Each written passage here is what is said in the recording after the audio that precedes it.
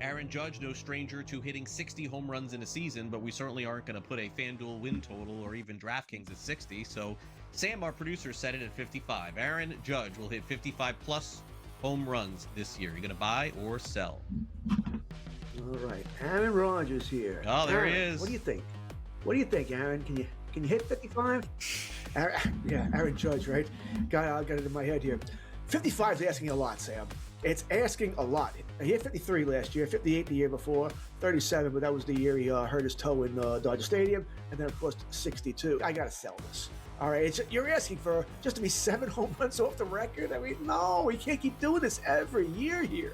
Plus, he does have an injury history there. Over the last 2 years, he's been completely healthy. I'll just say no. Between possibility of an injury, teams waking up and going, nope, not pitching to him. I'll take the under here. Although, as a Yankee fan, he better. He better, because if he don't, Yankees going to be in a lot of trouble. So I've decided to go by the letter of the law. Sam is not going to like this. Sam is not going to like my answer. Yep. Sam, listen, Sam leaves these little loopholes in the buy or sell. 55 home runs between 55 plus the regular season, postseason, World Baseball Classic, buy. Spring training, buy. Above 55 between spring training, World Baseball Classic, regular season, and postseason. Aaron Judge will hit 55 home runs. He didn't say this season. He didn't say this season. He said this year. The graphic says this year. Fantasy Sports Today. Friday, starting at 3 p.m. Only on SportsGrid.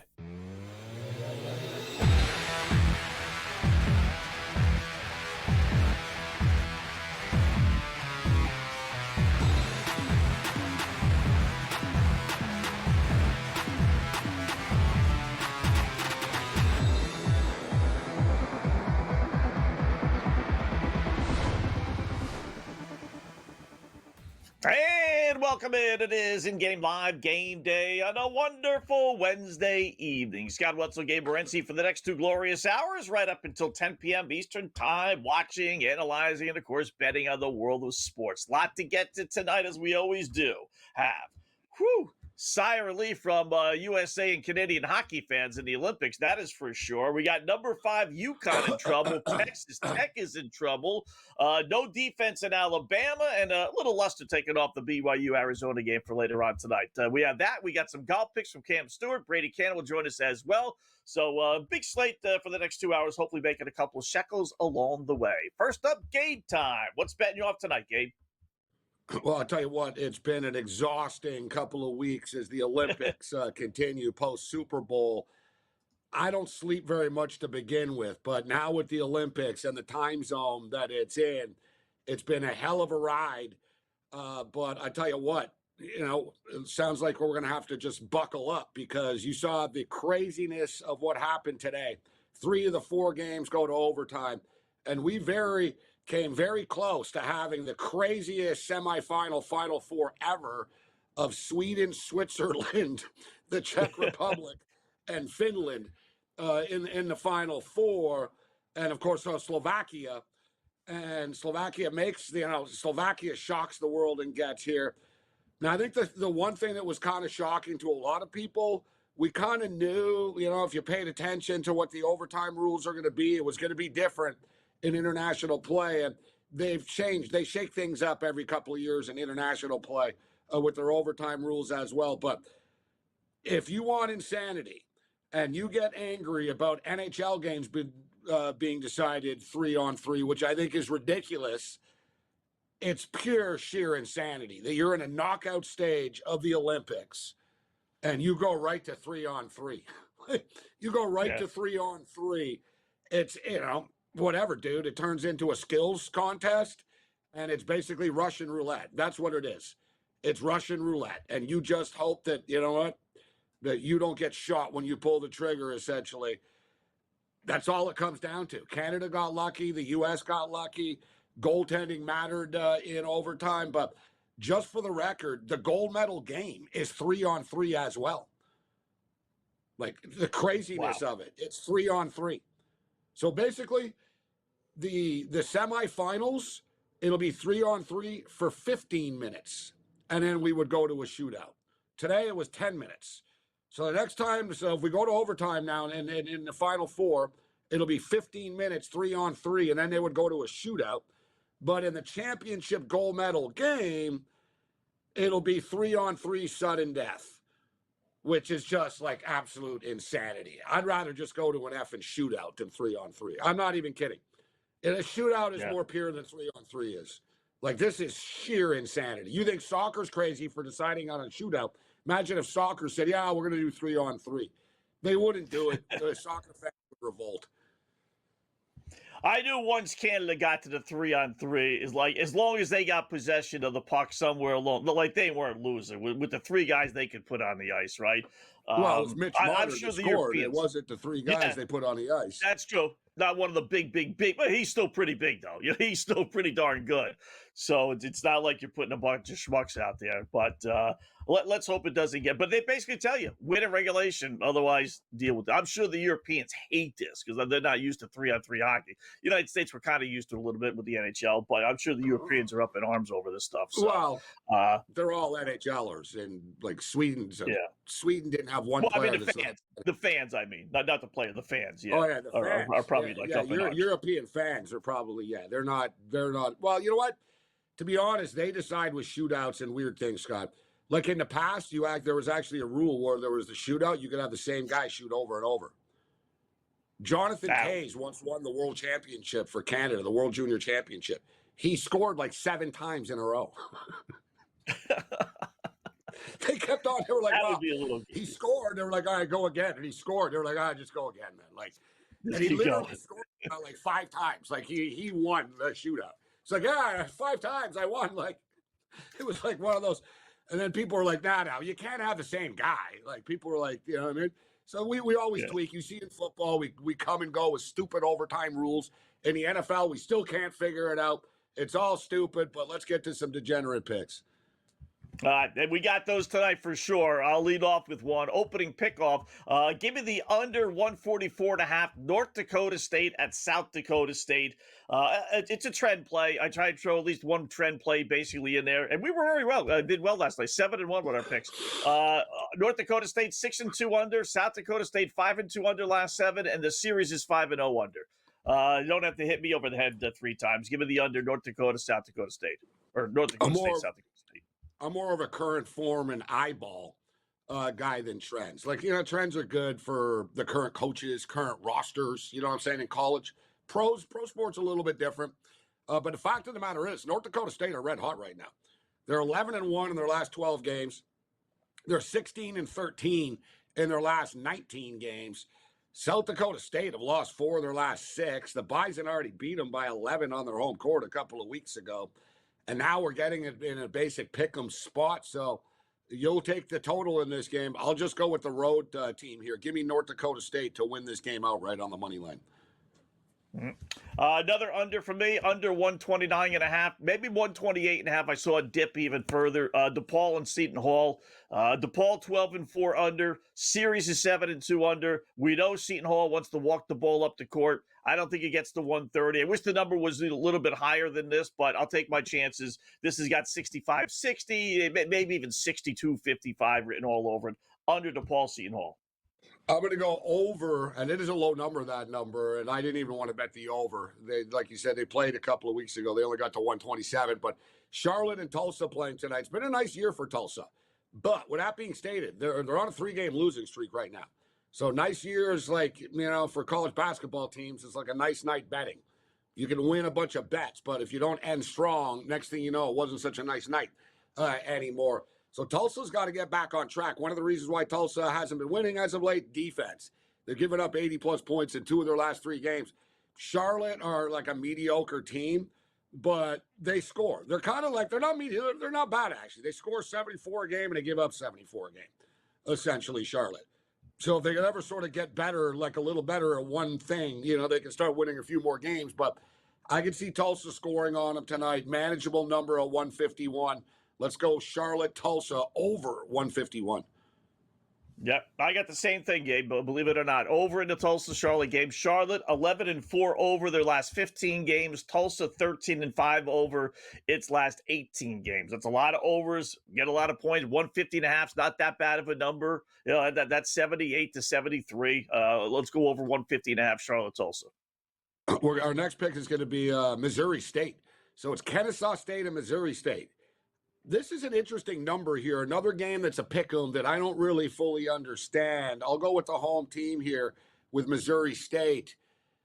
I don't know if the computers really haven't adjusted, but the fact of the matter is Kennesaw State's best player got suspended. And you ask, what did he get suspended for? In the old days, like guys like me and Scott are old enough, like players used to actually get suspended for not going to class. They'd be like, oh, he failed. Like his grades. Like, see, hey, he got suspended. Like, I haven't heard someone get suspended for grades in 10 years. Like, so what did he get suspended for? What does everyone get suspended for now? He threw games. So long story short, Kennesaw State's best player, he averaged 20 points a game. He got caught up in that betting scandal that went down about 6 weeks ago when they tagged a bunch of players from various teams. He was in on it. Yeah. So they've been losing since he's been gone. Give me Missouri State on home court here tonight. All right. Real quickly, my last one, under in the Utah-West Virginia game. It's up to 134.5. West Virginia on a nice little 8-1 under run, and they're 12-2 under their last 14 conference games. So quick break. We'll get Gabe's last one. We'll recap it all in-game live, game day on the grid.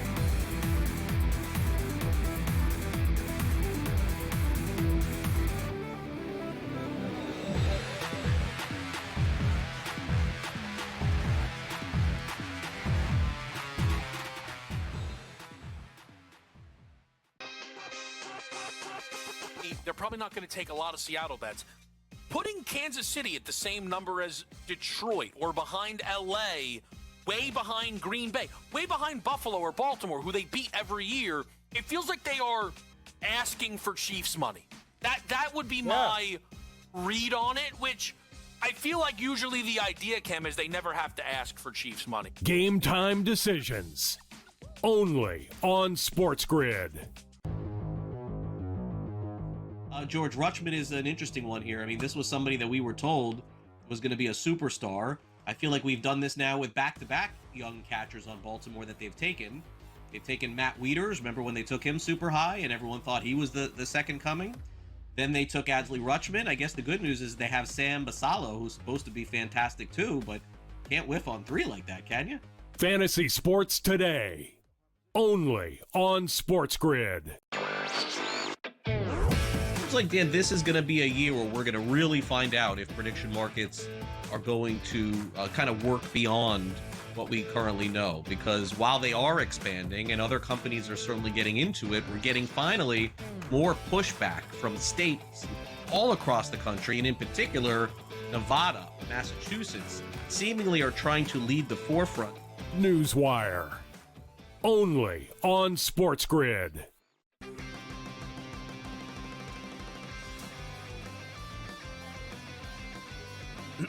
Class is in session.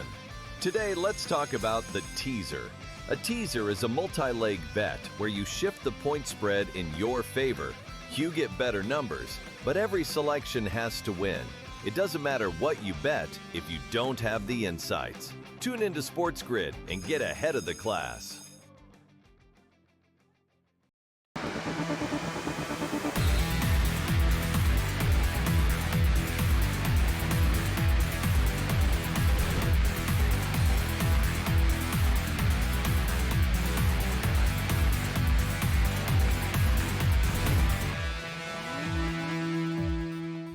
Hi, welcome back. It is in-game live game day here on the grid. Scott and Gabe just going over our opening pickoffs. I know Gabe's got one more. I'll recap mine real quickly. Under North Dakota State, South Dakota State. We're going to go with the under DePaul Seton Hall game. We're going to go with the over Charlotte Tulsa game. And then we're going to throw in the under Utah West Virginia. It's up to 134.5. My only concern is it's a blowout. Maybe that's why it popped up from 130.5 to 134. That's a pretty big jump. And that is a concern that West Virginia blows out Utah, which is awful this year. But I'll grab the under just the same. So last pick under. What are your four, Gabe?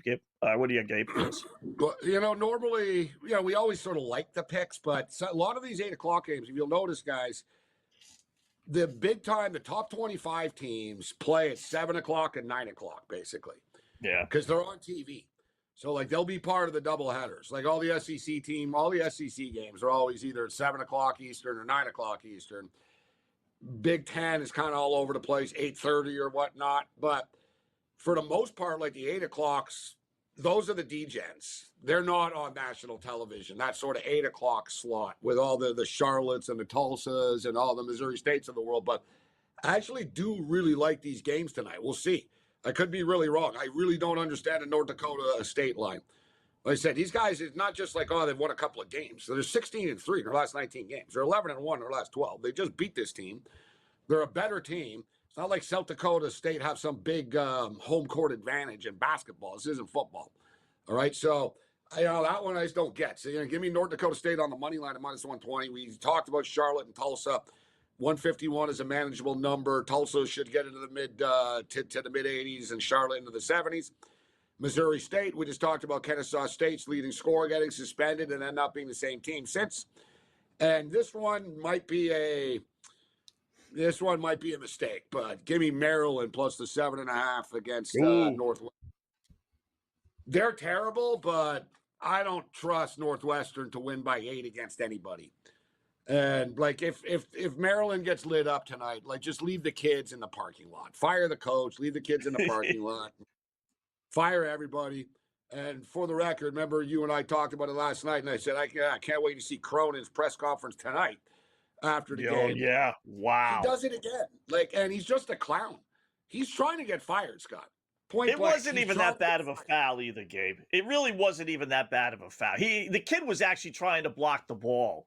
I don't even know if the officials called it an intentional foul or a flagrant foul. I really you're don't. talking about him ejecting his own player, which that's another story. Yeah. Which, right. So Mick Cronin, for the record, didn't like a foul that his own player did. And like Scott said, Michigan State weren't even mad about it. Yeah. Izzo was like, I don't know what happened. He goes, I don't know. No, we weren't and he goes, that's Mick being Mick. He took a shot at him. So basically, Mick Cronin ejected his own player from the game. He kicked one of his players out because he didn't like one of the fouls. And then after the game, he's always it's always something after the game where he's got to just be a jerk or just embarrass the program. And their performance was embarrassing. There's no dispute. But so after one of the reporters asked him about the crowd section, the student section behind the basket was rattled the kid that did the hard foul. They were chanting stuff at the kid. And basically one of the reporters said, it's not excusable, but do you think it rattled him what the student section was chanting? And Mick Cronin goes, that's the stupidest question I've ever been asked in my career. He goes, you think I give an F about what the student section? And the guy said, well, maybe you don't, but he's a kid, and do you think it affected him? And Cronin said, did you just raise your voice at me? And he sort of wow. The guy didn't raise his voice at him at all. At all. And the guy said, I didn't raise my voice at you. And then he was he went into that sort of, be a man. And he sort of stepped up kind of. And then Cronin said, look, I have witnesses. Everybody saw you raise your voice at me. He goes, show me some respect. Dude, he's unhinged, Scott. Watch the tape. He's unhinged. And his buyout is so big, I think he's trying to get fired now. He's trying to get fired. There's no other explanation now. He's trying to get fired, so they'll just have to pay him. Hey, listen, if they tried to weasel out for just cause, I'd almost speak to a lawyer and say, listen, he's so negative that we're going to use this against him.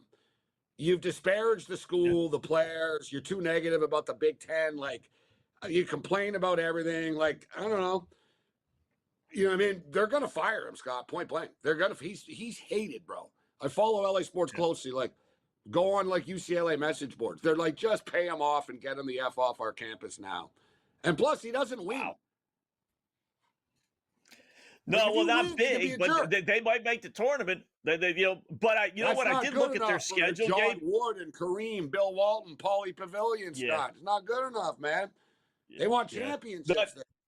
They ain't going to get them. Not only that, that. like, they haven't beaten anybody this year. I mean, I looked at their records and okay, that's not bad. 18-9, 18-10, whatever it is. But then when you look at it, I mean, they have not beaten. Teams. Yeah. Yeah. And I you know mean, what it is, every Scott? single one. They got one good win. He's got no excuse, bro. UCLA spent a ton of money, bro, on their team. Donovan Dent, their point guard, makes like $4 million, like 2.5 plus whatever, this and that. Like, I saw UCLA's payroll. Like, it's serious. Like, they're paying the kids for real. And it's like, all right, you want to rip the kids for being like, oh, we pay you this much money, you're not good. I don't look at it like that, Scott. I let them know you recruited the wrong kids, coach.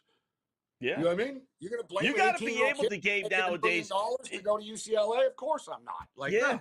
What's he going to say? Oh, no, I'm not good enough for UCLA. He's going to go, sure, give me the $1 million. Yeah. I mean, and not only that, you have to find out with these kids. They're going from bottom of the barrel, right? The typical high school kids got no money, and you're giving them millions. Not every 17, 18-year-old kid can handle that. Hell, there are 25, 35, 45-year-olds that can't handle that stuff. Dent was the star in New Mexico. He was the New Mexico Lobo point guard. Yeah. So he's from Los Angeles. So it seemed like it was a perfect fit, right? The kid's a star. He's already been a star at New Mexico. Now he's coming back home to Los Angeles. It's Mick Cronin, bro. His style. Like, well, if you were a big recruit, who wants to play for this guy? Defensive style, freaks out, yells it all the time. Like, dude, they never should have hired him. It's bonkers.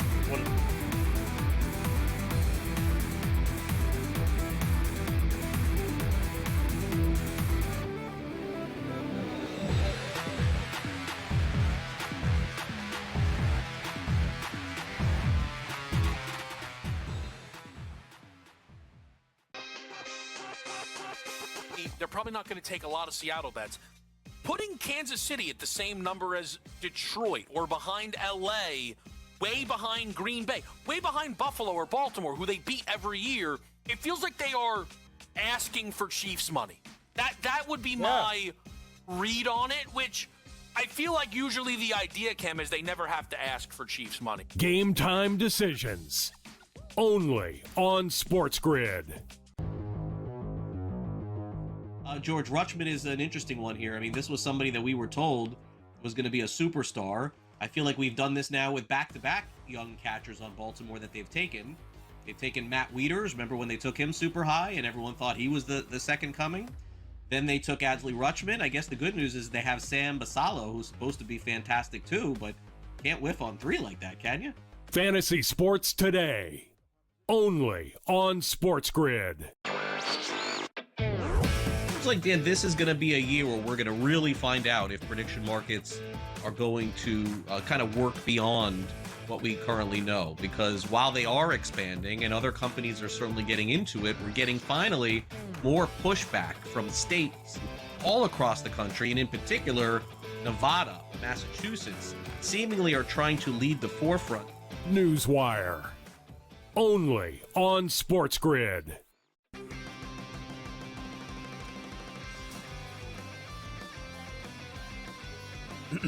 Class is in session. Today, let's talk about the teaser. A teaser is a multi-leg bet where you shift the point spread in your favor. You get better numbers, but every selection has to win. It doesn't matter what you bet if you don't have the insights. Tune into SportsGrid and get ahead of the class.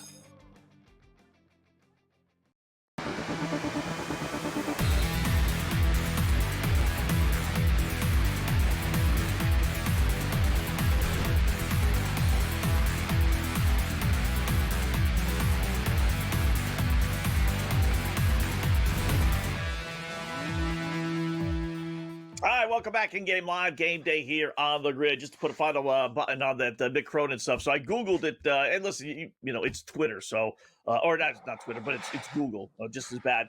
Supposedly he signed an extension this past December. I mean, just a couple of months ago, the dude gets a 2-year extension. So he's living high heaven, right? I don't know what happened from December that he doesn't want to, he wants to be there till now. But it says if he's fired before April 1st of this year, they owe him $22 million, and then it decreases as his extension goes to 2030. That's not too much. So that's not really. But Yeah, I was going to say, Gabe, that's not that much. It really, if you thing don't like is, the though, guy and the Scott, guy doesn't like you, you get into an agreement. Give him $16 million, he'll walk away happy. Yeah, but the thing is, UCLA don't have money. They're running out of money. They're paying off, like, how many football coaches have they fired over the last couple of years? Yeah. Dude, they always have a new coach. Like, you know what I mean? Yeah. They're still paying Chip Kelly off. Like, Chip they Kelly? don't. Yeah, and it's a mess. Like, Foster? long story short, this starts from them and USC, both their athletic directors and you President Scott, moving to the Big Ten. They're the two that did it. Right? They're the ones that collapsed this thing. Washington joined after and realized, well, we don't really have a choice now, so we'll go to the Big Ten. But USC and UCLA did this. If you look at UCLA, they have the Pauley Pavilion, which is one of the cathedrals. Like, I'd rather go to Pauley Pavilion than Cameron Indoors, right? Like, Pauley Pavillion's like a sacred, like, cathedral of college basketball. They can't even, they half fill it up, Scott, now. Yeah, it's like John Wooden's rolling in his grave, man. It's like, that's like Duke, like, being empty, like half empty. Like, people are apathetic about it. They're leaving the Rose Bowl, their football team. They're getting sued by the Rose Bowl. They're a bunch of clowns, bro. They're a bunch of clowns. Like, how does UCLA just not build a football stadium on campus, Scott? You got the money. You're UCLA. They're in the middle of, like, the richest, like, part of Los Angeles. They're in Brentwood. Like, they have UCLA has serious money, guys. But when it comes to sports, they're like, you know, and it sort of gets, and, you know, they're more of a basketball school than a football school, but they're not great at basketball now, so they're trying football, and they're stuck in the Big Ten. Like, I swear, leaving the Pac-12 is the worst thing UCLA ever did. They're bleeding money. You know, I guess the best way of putting it, Scott, they're a West Coast Rutgers right now. You know what I mean? Ooh. It's like, yeah, it's almost like, where's but where's the money? It's all like, well, why are we not, like, what do you mean we don't have money for this? Like, we get, like, well, we're in the Big Ten. Like, how do we not have money? It's like, well, the operating costs to compete at this level cost more money now. And the travel and all this. You see Sacramento State agreed to pay for the MAC teams to travel out west? I saw that. That's crazy. You want to fire an AD, Scott? I'd fire the guy on the spot. That's a state school. For the MAC. That's for a the state MAC school. even. Like, that's where, like, if, like, the public should get involved and go, wait. I don't care what conference you join. But we're not, like, taxpayers aren't paying for Northern Illinois' football team to fly here. We're not paying for their hotel. But they are. It's amazing. Yeah. They're paying. And, you know, you can think about join the MAC, Scott. I know. It's not even the Mountain West or something. I mean, go join the Pac-12, which is begging for schools. Well, what was the Pac-12 charging? They were going to. I don't know what the hell happened there. I think they thought they were better than them or something. Like, that was the whole plan. We're going to raise $250 million. We're going to join a new Pac-12. You didn't get into Mountain West or the Pac-12. The MAC. The MAC. You imagine being the MAC commissioner? Like this guy? How do you explain that? It's like a lifeline winning the lottery. You're sitting there in, like, you know, Mount Pleasant, Michigan, Scott, on a gloomy day in your office in a strip mall. You get a phone call from Sacramento. Like, MAC, and you're like, who's this? I wonder if Miami, Ohio's going to get in with one loss. Like, that's what you're sort of like, your life is like handling like a high school. You know what I mean? You're like, you're running a MAC. Yeah, and like line one, you're like, oh, so who, what? Sacramento, who? Sacramento State? What do they want to talk to me for? All right. You want to give me $18 million and you're going to pay for all of our life? Like, before they could finish the sentence, Scott, I'd be like, yes, you're in. You're in. Like, you're in. Yes. I'm going to fax over your thing in 5 seconds. The MAC, go ahead. $18 million they paid to join the MAC. They gave them $18 million, and on top of it, I think for the first whatever amount of years, they're paying for the teams, because everybody said, how the hell is, like, Eastern Michigan going to afford to fly to Sacramento? Right. They won't have to. Sacramento's going to pay for them. And you think about it, Gabe, how many teams have really helped the new conferences they're in? Texas and Oklahoma certainly has helped the SEC. Not but in Rutgers Texas or Maryland or Oregon or any of those Washington. On the other side, SMU kind of did the same, but not as bad as Sacramento. Yeah.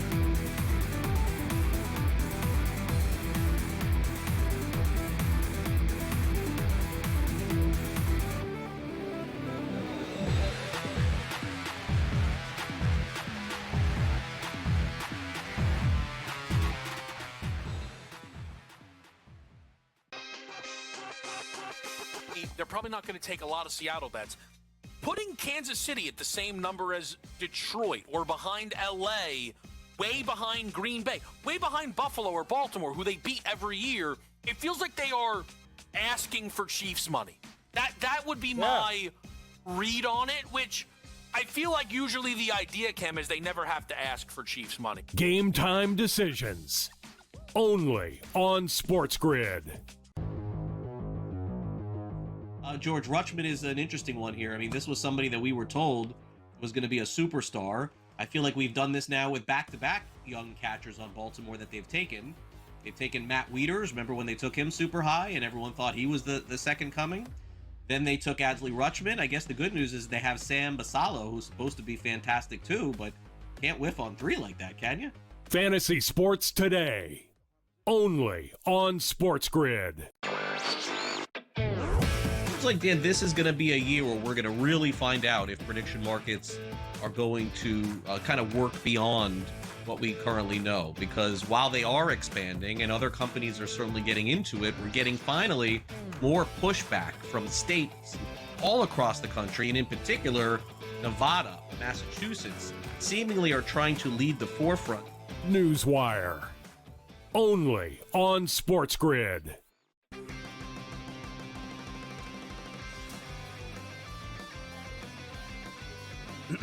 Class is in session. Today, let's talk about the teaser. A teaser is a multi-leg bet where you shift the point spread in your favor. You get better numbers, but every selection has to win. It doesn't matter what you bet if you don't have the insights. Tune into SportsGrid and get ahead of the class.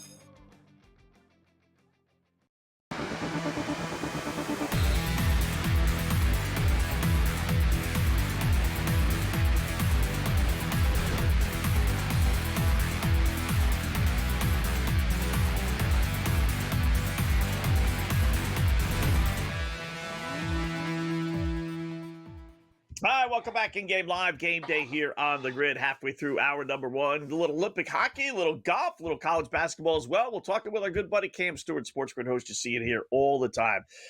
Cam, Gabe, and I were talking earlier, but at Olympic hockey this afternoon was something.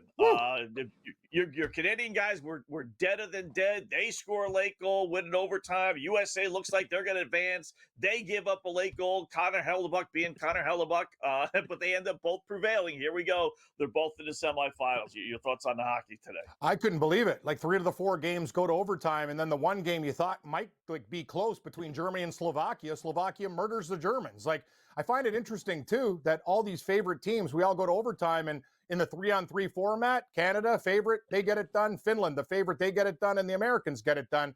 That was some scary stuff for all of these teams, man. And I'll tell you, we talked about it. Gabe and I talk about it, the parity between these teams. Think about this, guys. Like, look at how big these favorites are. You're taking these dogs on the puck line. You're doing really, really well, but just shocking stuff. Just the underdogs are doing great in this tournament, and nothing's easy. Even taking a look at the next games and the lines, I'm like, wow, USA minus 950 against Slovakia? Like, what? Slovakia just like murdered Germany. Canada minus 550 against Finland. Like, yeah, they're just, I don't know what to say, man. There's a lot of parity here, guys. And it was some crazy hockey. That 3-on-3 format, too. Like, you could be sent packing. But Gabe and I talked about it. I'd prefer 5-on-5. But, hey, this is the way it is in the Olympics. And the favorites hang on by the skin of their teeth. And it'll be 3-on-3 if we go to a gold medal game and it goes to overtime. It used to be they would shake it up and it'd go to sudden death. It is sudden death, so there'll be no shootout there, but absolute craziness. And one thing, Scott, Slovakia, they did this in the last Olympics. Now, there weren't NHL players in the last Olympics, but Slavkovsky, who's on the Montreal Canadiens, he was the number 1 pick, guys, in the draft 3 years ago, right? Like, literally, the number 1 pick in the NHL draft. And one of the reasons why he became the number 1 pick in the draft was because people were like, who the hell is this 18-year-old 6'3", 6'4" kid that just led Slovakia to a bronze medal in the Olympics, right? And it wasn't like, so it was like, okay, the NHL players aren't there, but they have all these guys that play together all the time. They believe in each other, and they've got just enough couple of NHL guys that, all right, you know what, I got this, guys. You guys just do your job.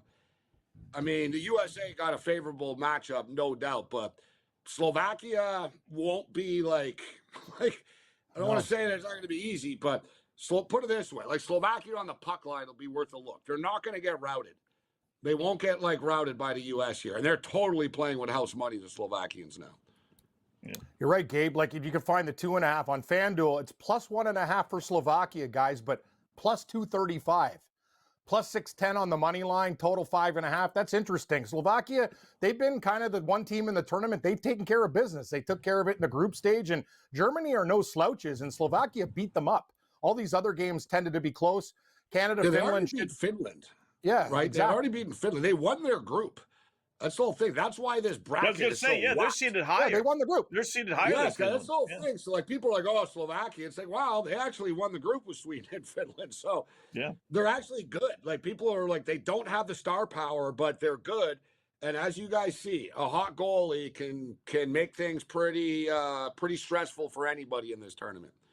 Yeah, it's absolutely true. The one thing I think we do all agree on, too, if you even put together a parlay with the favorites, the best I can find is minus $1.65. On FanDuel, it's minus 173. That's with the American women, Canadian men, and USA.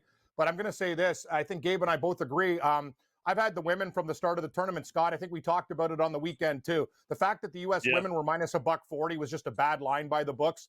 The Canadian women are good, but it's not the same. Like you watch the Americans play. We watched them against Sweden. They literally had control of the puck the whole damn game. They were circling and cycling, and that Swedish tender was amazing. They actually pulled her because it was 5-0. What do you want the goalie to do? She's being hung out to dry on every single play. So I would expect the American women to probably cover the puck line against Canada. Gabe, we talked about it. I said 4-1 for America, but that's the bet. I think USA women puck line in that game tomorrow. I'd be shocked if Canada, if they went to overtime or a 1-goal game. I see the Americans winning by 2 or 3, guys. Yeah. They make it manageable, too, minus 162 on FanDuel, laying a puck and a half for the women tomorrow. So that's at least doable, compared to some of the lines we've had. So hockey going to, the pressure is all on the American women here tomorrow. That's the one thing. Like now, suddenly they're the ones where it's like, if you're Canada, it's like, all right, ladies, nobody nobody believes we're going to be able to win this game. Yeah. And for Canada, Canada has never been in a position like this before. This is the biggest underdog that Canada has ever been in U.S. women's and in the rivalry history. I mean, it's ridiculous. Wow.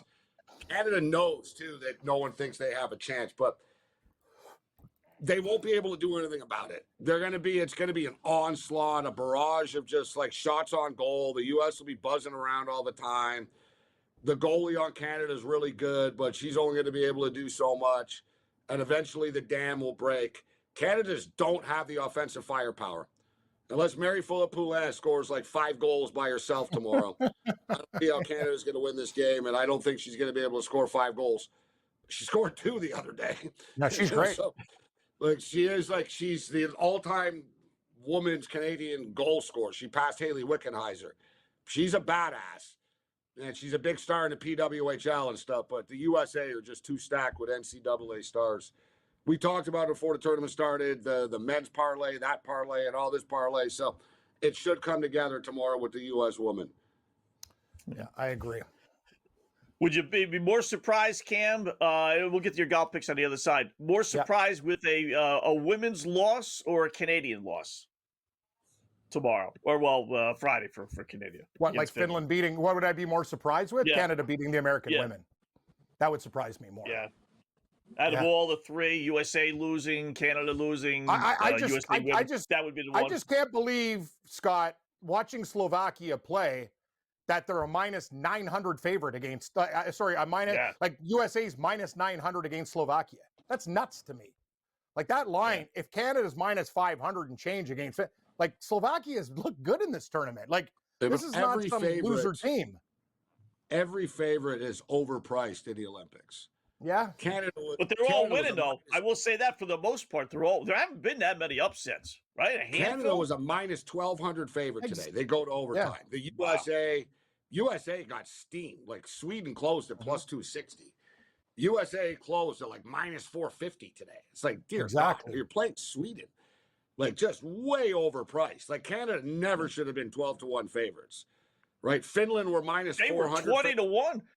I saw Canada 21-1 last night. It was minus When USA, 2100. It was when USA 12-1 scored, at puck drop. guys, when At the puck Americans drop, scored yeah. that first goal against Sweden, they went to minus 800. I'm like, what? Wow. It's a one-goal hockey game, minus 800. Like, what are we doing here? Like, I thought it was like a mistake. It's Team ridiculous. Canada's high peak was plus 180. Right before they scored. Like right around like 4 or 5 minutes left in the game, Canada became like a plus 180 underdog, and my Twitter blew up. Everybody was like, I'm taking Canada. I'm taking Canada. And like, What do you think about the Crosby hit? A second later. And by the way, Dr. David Chow, who I saw at the Super Bowl, actually had a fun time with Dr. David Chow. He posted, he's a football guy, but he's a lifelong sports doctor. He said, like, Crosby's out for the Olympics. So we've got Dr. David Chow. Wow.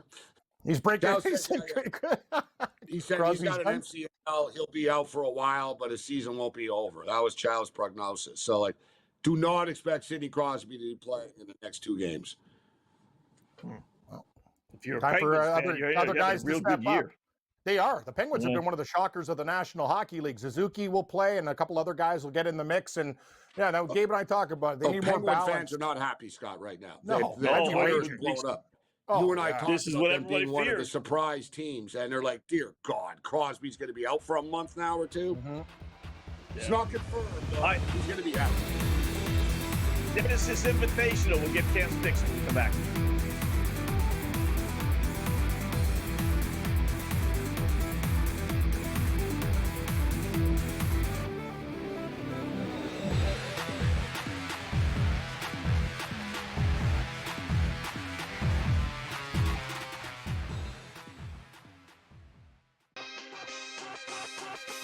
They're probably not going to take a lot of Seattle bets. Putting Kansas City at the same number as Detroit or behind LA, way behind Green Bay, way behind Buffalo or Baltimore, who they beat every year, it feels like they are asking for Chiefs money. That would be my read on it, which I feel like usually the idea, Cam, is they never have to ask for Chiefs money. Game time decisions. Only on SportsGrid. George Rutschman is an interesting one here. I mean, this was somebody that we were told was going to be a superstar. I feel like we've done this now with back-to-back young catchers on Baltimore that they've taken. They've taken Matt Wieters. Remember when they took him super high and everyone thought he was the second coming? Then they took Adley Rutschman. I guess the good news is they have Sam Basallo, who's supposed to be fantastic too, but can't whiff on 3 like that, can you? Fantasy Sports Today. Only on SportsGrid.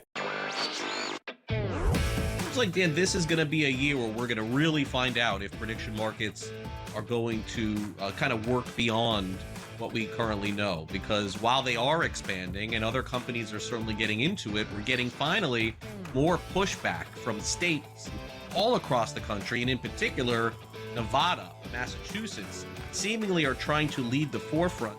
Newswire. Only on SportsGrid.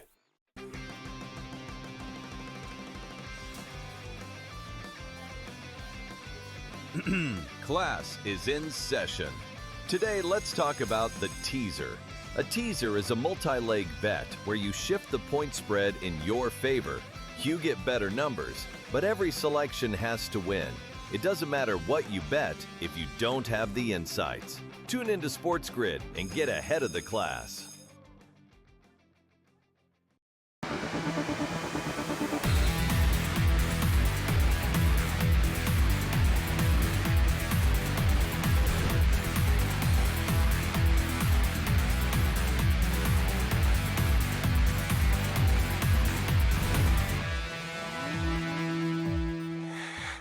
Welcome back in Game Live, Game Day here on the grid, talking some sports with our good buddy Cam Stewart.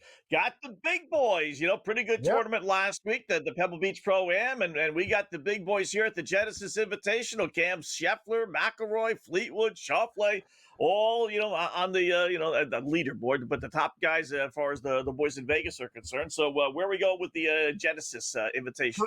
First 2 weeks in a row. So Scotty Scheffler, he's 12 shots back again in this tournament, Scott. Remember we talked about it? I'm like, okay. Yeah. They actually posted an 80-1 on Bet365. He eagles the final hole. And then the weather starts Yeah. coming in. I'm like, oh my God, if this weather happened like 2 holes before, he might come back and win. It was unbelievable stuff. So Morikawa, the guy hasn't even been on anybody's radar. And whatever, how many caddies he's gone through? Like 6. Apparently in the Pro-Am round, no, he was like playing with Kurt Kitayama. He grabbed Kurt Kitayama's brother's putter and goes, you know what? I really like this putter. I think I'm going to keep it. And that was the first time he hit like putts over 20 feet all week. The guy wins the damn tournament last week. I'm like, okay, this is the craziest thing about golf. So they come out of nowhere. This guy does this and he wins. Morikawa. So you know what? Wasn't even on the radar. He wins. But I'll tell you, the Scotty Scheffler top 10, top 20 stuff when he's $1 million back, what's he going to do when he actually starts well? But that's the problem. He doesn't start well and he gives people strokes and, you know, he eventually gets close. He closes the gap, but, you know, finishes 3rd or 5th. So we'll see what happens this week. Guys, Riviera, beautiful course, historic, and it's long. Like a lot of these guys, smaller ball hitters can win, but if you look at the history of the course, you know, 7,400, no tricks here, no water, no nothing, just absolute golf. And I'll tell you, watching Rory McIlroy play last week, he led the field despite the eagles and birdies. The double bogeys, the triple bogeys killed him in the tournament. He should have won the tournament. And his caddy and him have to have a talk about minimizing damage and trying to hit hero shots. But I'm on Rory this week. And I don't usually play guys in golf like we're always looking, Gabe, you talk about it, greedy, we want more. I got 14-1 on McIlroy, and I feel very good about it. Also taking him for a top 10. Patrick Cantlay has a great track record at this course. It's one of his favorite courses when he talks about Riviera wanting to win there. So he's a great, great number at 28-1. Sepp Straka backdoored it last week with the 2, 55-1, and Victor Hovland is another guy that I'm looking at 45-1. Now the top 10s, we talk about Rory McIlroy. You're going to give me plus money for a top 10, I'll take it. He finished great last week. A couple really bad holes took him out of the tournament. Tommy Fleetwood had a fantastic Sunday. He finishes inside the top 5. He's plus 150 for a top 10 finish. And Ludwig Aberg, don't worry about how bad he played in the final round. He really found something. 7 under, plus 250 for a top 10. Top 20s, we're going to go with Adam Scott, who has a great track record at this course. I think he's going to do really, really well here. Max Homa, he's struggling, but one thing I know about Max Homa, he loves Riviera. His track record here is impeccable. He plays great here, and I think he can have some good vibes at plus 160. And Sahith Theegala is a guy that's playing well this year, plus 180 for a top 20. Don't have a huge card this week, only 4 guys for the first round leaders, too. I'm taking Morikawa to keep up the hot streak at 30-1 for a first round leader. Don't think he can win against McIlroy and Scheffler. Knapp, he's a Thursday warrior. This guy's always there. Scott, we talk about Jake Knapp, like top 10, like breakthrough, but he's got a great Thursday scoring average. Patrick Rogers went to Stanford. He's another guy that has great Thursday and Friday scoring at 66-1. And the Duke product, Max Gracerman, first round leader, 75-1. That's what I got for the Riviera. We'll see what happens. Scheffler has not won here. He's the favorite at 3-1. You named a million guys, but you didn't name the one guy that actually catches my eye here. And I don't know if he's going to win, but I like him a lot for he's plus 105 right now for a top 20, plus 250 top 10. Harris English. English, who's the last 2 trips here, he's finished in 12th place, he's finished in 7th place, killing the ball right now. And I think the hipsters might like him. Because he was 45-1. I see him at 35-1 right now. But I think Harris English for a top 20, like I said, you're getting a plus 100, plus 105, top 20 for Harris English. I like that play a lot. If you want to get bolder, plus 250 for a top 10. Harris English has a great track record here. And at this course, you need great ball striking. He that's the whole thing. It's weird that horses for courses, guys at Riviera seem to repeat themselves. And Harris English also sneaky long. Tom Hoagie, another guy that people like, hipsters like him this week. He has a great top 20 record at this course. And as I mentioned before, Max Homa, not in the best of form, but every time he seems to play at Riviera, he gets a nice paycheck inside the top 10. So those are guys to look at. But I'm telling you, Scott and Gabe, I love Rory McIlroy this week. I found a 14, Scheffler's 3. I think Rory McIlroy with his length, if he hits a couple putts, he could be there. So I usually don't take guys at 14. I'm taking Rory McIlroy to win this week. And he's plus 105 for a top 10. I really like that in the finishing position betting for McIlroy. Well, I got to give a shout out to Justin here right now. Hold on, Scott. I got to give a shout out to Justin. I just see I got a tweet here. We're on right now in at a sports bar, in a hotel bar in California, Palm Desert, Desert Springs, California. Nice. Got a still shot right now of the screen up. So, like I said, you never know where the grid is going to be on. So, yeah, shout out to Justin. He sent me a tweet earlier in the day complaining about lack of sports betting in California. I told him that's what the prediction markets are there for now. Right. So shout out, what up? Shout out to everybody in California right now at the hotel bar in Palm Desert. Nice stuff. It sounds. By the way, nice. you guys see the latest prediction controversy they had? It's a little old now. It's at the Super Bowl. Who was it that there was a bet on the prediction market? Will so and so who? One of the females, Lady Gaga, was she there? Will she perform? Right? Yeah, Lady Gaga. So will she perform? Well, she was on stage and she's dancing around, but she didn't sing. So that's the latest. Did that mean you performed? So you got to be real careful with those prediction markets. God bless them. They're in all the states that don't have the gambling. You're on the stage. The real story, Scott. It's ridiculous. You would think the real story, but the real story is it has flown under the radar just because whatever, people are desensitized to everything now, so nothing really matters. But Giannis bought a piece of Kalshi, so now you got an NBA player. He's an investor. Basically openly owns a piece of a sports book. Yeah. You want to talk about conflict of interest? Like it's just sort of like, all right. Like once again, I'm telling you what, if David Stern was around, like he'd tell him, listen, you can't own any of this. Like, no. Yeah. Like just you can't do it. And you're already making a ton of money. You want to open up, you want to buy it after. But that's where we're at. NBA players basically own parts of Kalshi and Poly Market now. Crazy. Hey, great job, man. Appreciate it. Thank you.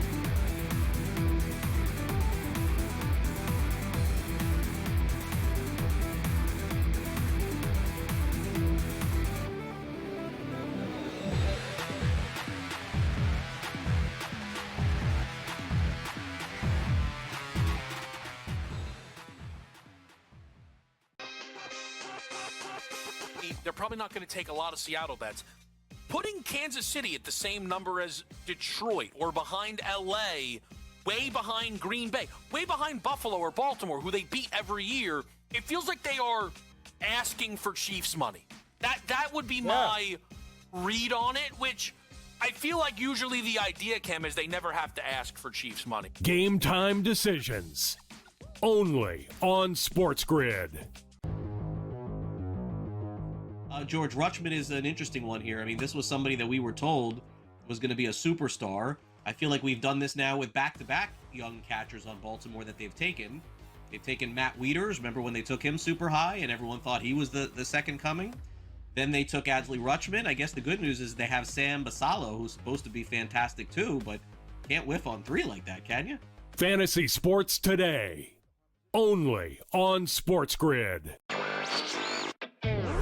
Looks like, Dan, this is going to be a year where we're going to really find out if prediction markets are going to kind of work beyond what we currently know. Because while they are expanding and other companies are certainly getting into it, we're getting finally more pushback from states all across the country, and in particular, Nevada, Massachusetts, seemingly are trying to lead the forefront. Newswire. Only on SportsGrid.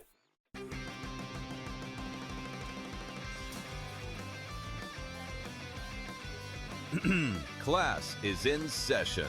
Today, let's talk about the teaser. A teaser is a multi-leg bet where you shift the point spread in your favor. You get better numbers, but every selection has to win. It doesn't matter what you bet if you don't have the insights. Tune into SportsGrid and get ahead of the class.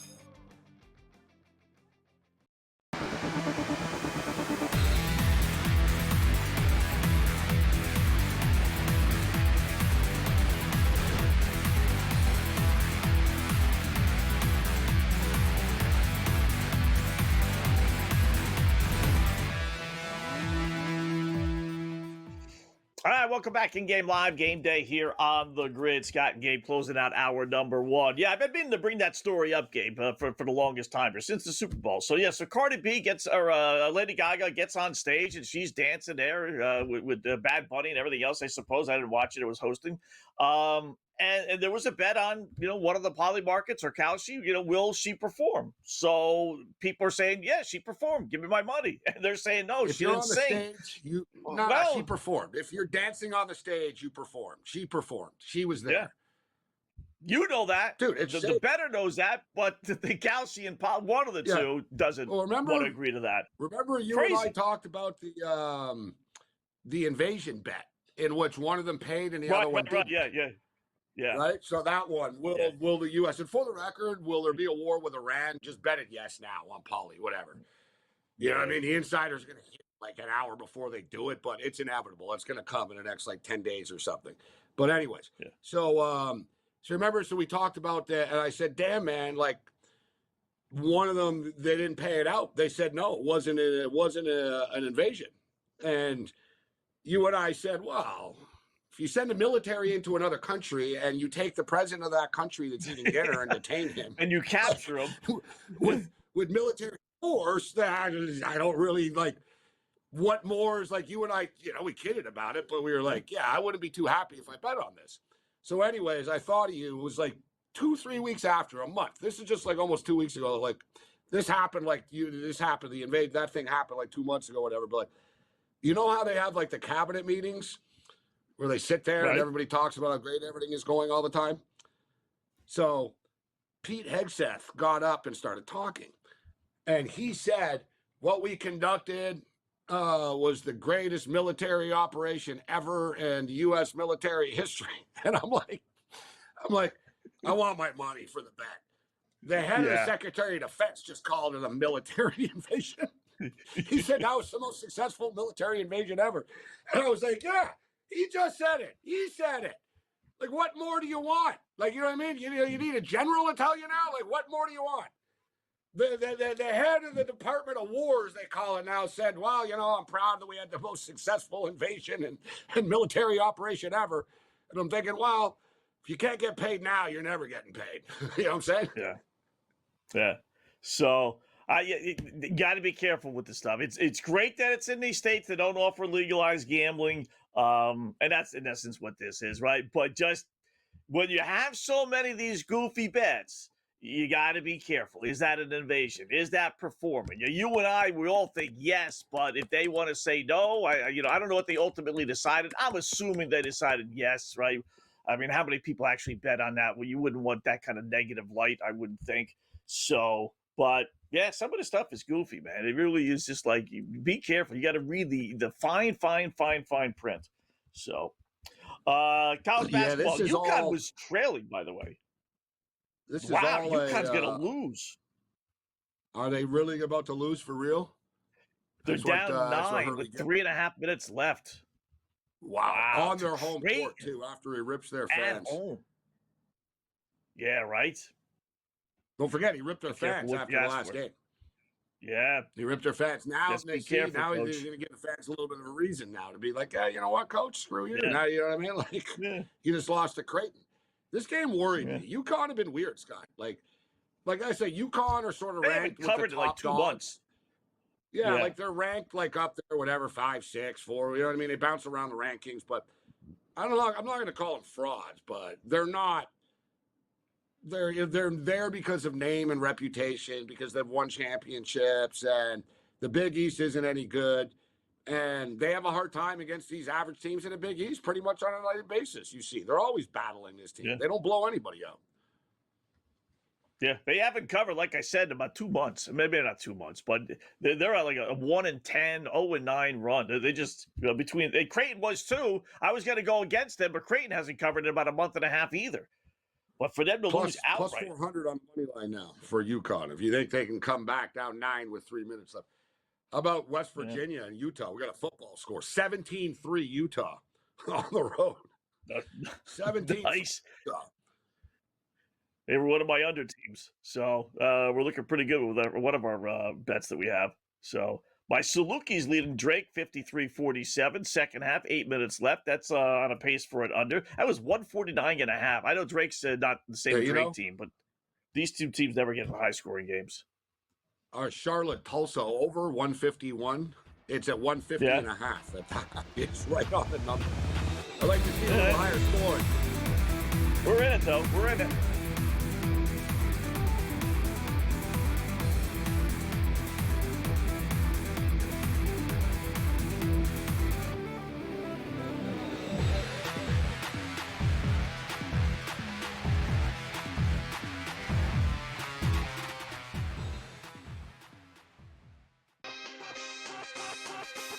they're probably not going to take a lot of Seattle bets. Putting Kansas City at the same number as Detroit or behind LA, way behind Green Bay, way behind Buffalo or Baltimore, who they beat every year, it feels like they are asking for Chiefs money. That would be my read on it, which I feel like usually the idea, Cam, is they never have to ask for Chiefs money. Game time decisions. Only on SportsGrid. George, Rutschman is an interesting one here. I mean, this was somebody that we were told was going to be a superstar. I feel like we've done this now with back-to-back young catchers on Baltimore that they've taken. They've taken Matt Wieters. Remember when they took him super high and everyone thought he was the second coming? Then they took Adley Rutschman. I guess the good news is they have Sam Basallo, who's supposed to be fantastic too, but can't whiff on 3 like that, can you? Fantasy Sports Today. Only on SportsGrid. Looks like, Dan, this is going to be a year where we're going to really find out if prediction markets are going to kind of work beyond what we currently know, because while they are expanding and other companies are certainly getting into it, we're getting finally more pushback from states all across the country, and in particular Nevada, Massachusetts, seemingly are trying to lead the forefront. Newswire. Only on SportsGrid.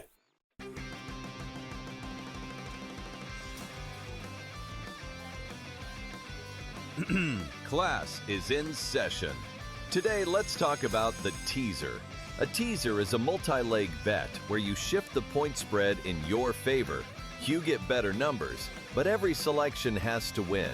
It doesn't matter what you bet if you don't have the insights. Tune into SportsGrid and get ahead of the class.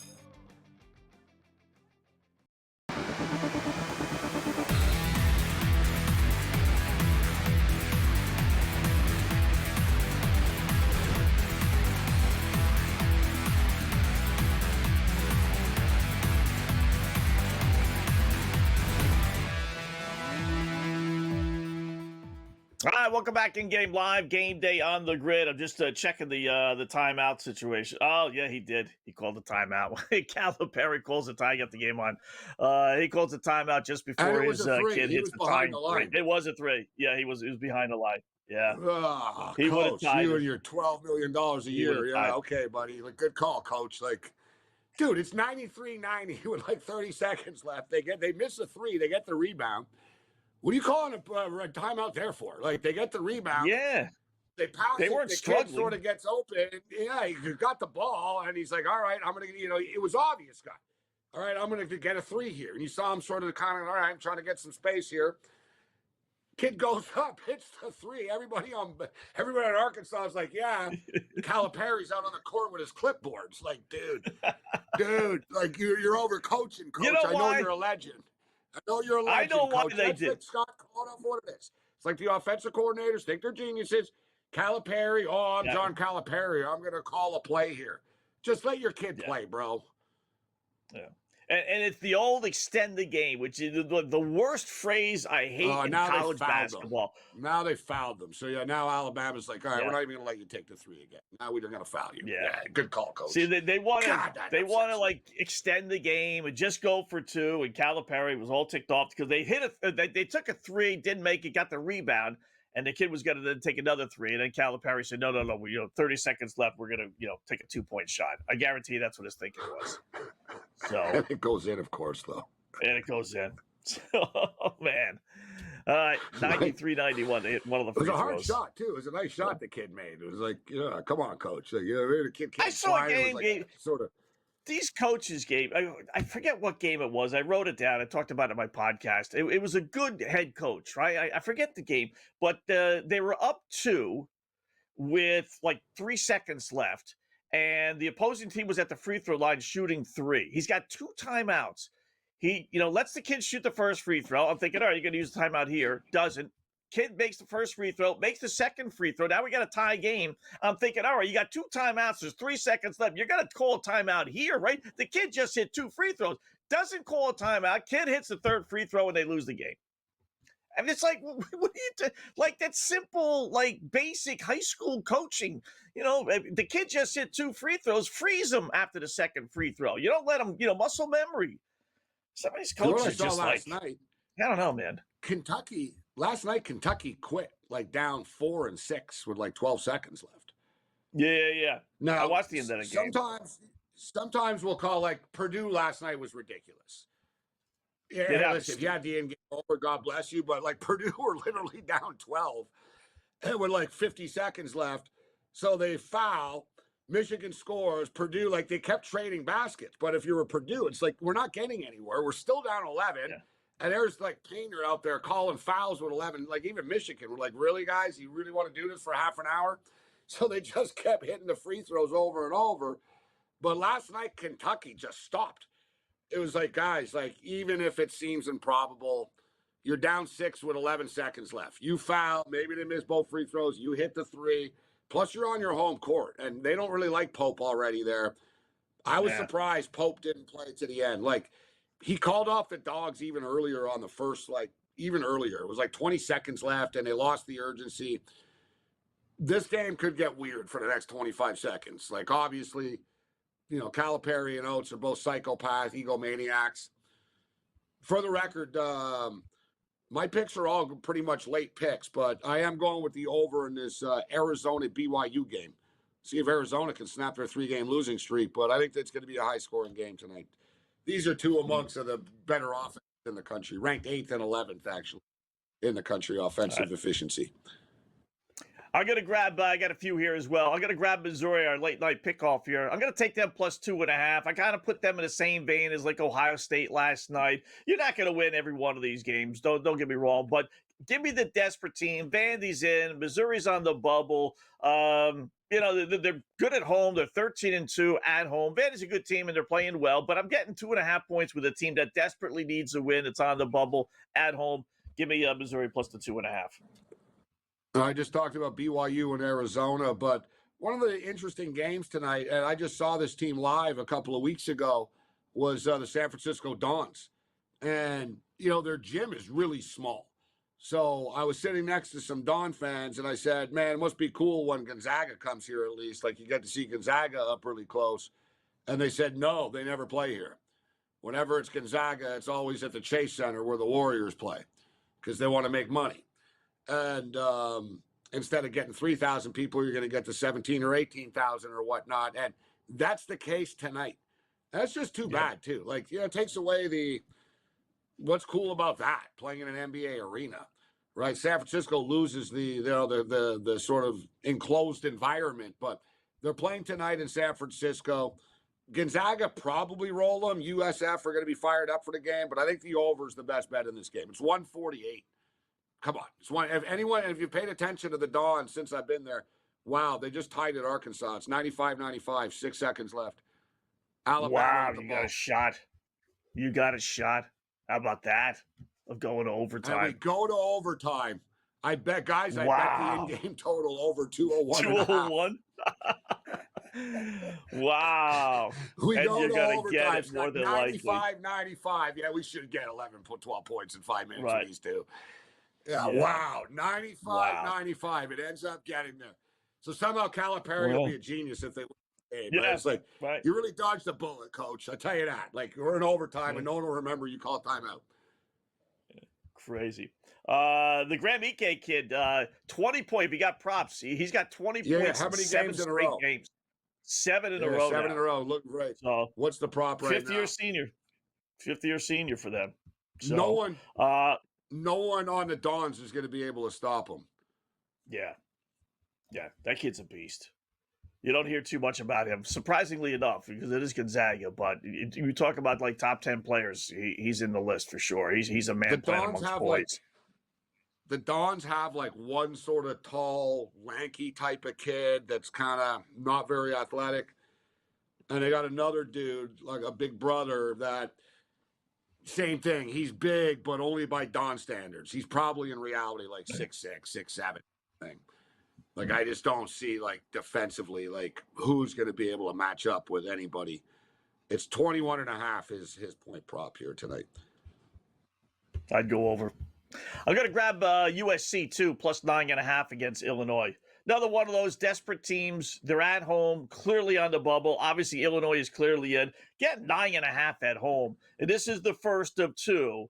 Like, I don't mind betting on a team when they do the USC UCLA trip, and it's the second one. They've been out there for a few days, they're acclimated, whatever. But the first one, you got to win by double digits against USC, which is desperate. I'll take my no. I know Illinois is good, but I'll take my chances. USC treats this like their Super Bowl, and at least keep it close, if not win outright. For those of you that are into the late night action, especially on the East Coast, our picks: Gonzaga, San Francisco is 11 o'clock Eastern tip-off, and then you got Colorado State and UNLV, which will lead us right into basically the Olympics tonight, as the Olympics are winding down. 4 days of competitive action going on, but UNLV, Colorado State tonight. Listen, Colorado State are a better team than UNLV, and Colorado State are on a 3-game win streak, but UNLV playing good basketball right now. They've won 3 straight basketball games, all track meets, but nice wins. Boise State, San Jose State, Grand Canyon. I think this game's going to be a track meet tonight. It's 147, more than manageable. And you look at UNLV, Scott, they win 3 in a row, they lose 4 in a row. They win 3 in a row, they lose whatever. So they're in their winning streak portion here right now. Give me the UNLV Running Rebels to win tonight. All right. I'm going to throw one more at you, and I got one more after that. Give me the under 133.5 St. Mary's in Seattle. Doesn't start for a little while, so you have time. Actually, no, this is it's a 9 o'clock Eastern time start for some goofy reason. Strong under trends. I'll let you know what they are when we come back in Game Live.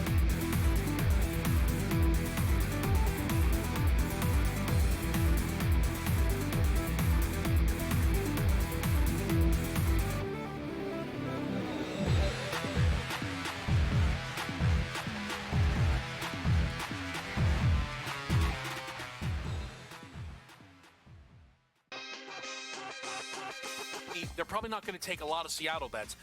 Putting Kansas City at the same number as Detroit or behind LA, way behind Green Bay, way behind Buffalo or Baltimore, who they beat every year, it feels like they are asking for Chiefs money.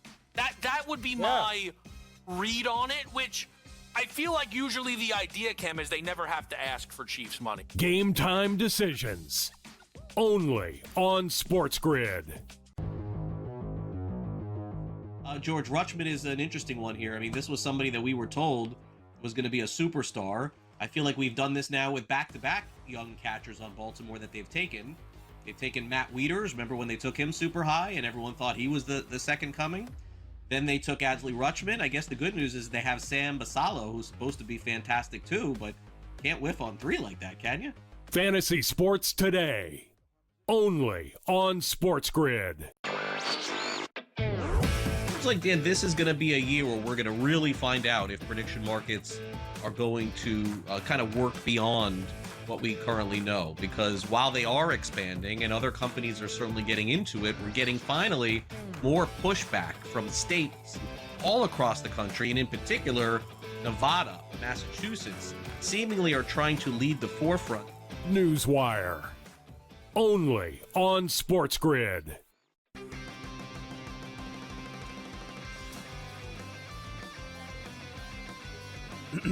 Class is in session. Today, let's talk about the teaser. A teaser is a multi-leg bet where you shift the point spread in your favor. You get better numbers, but every selection has to win. It doesn't matter what you bet if you don't have the insights. Tune into SportsGrid and get ahead of the class.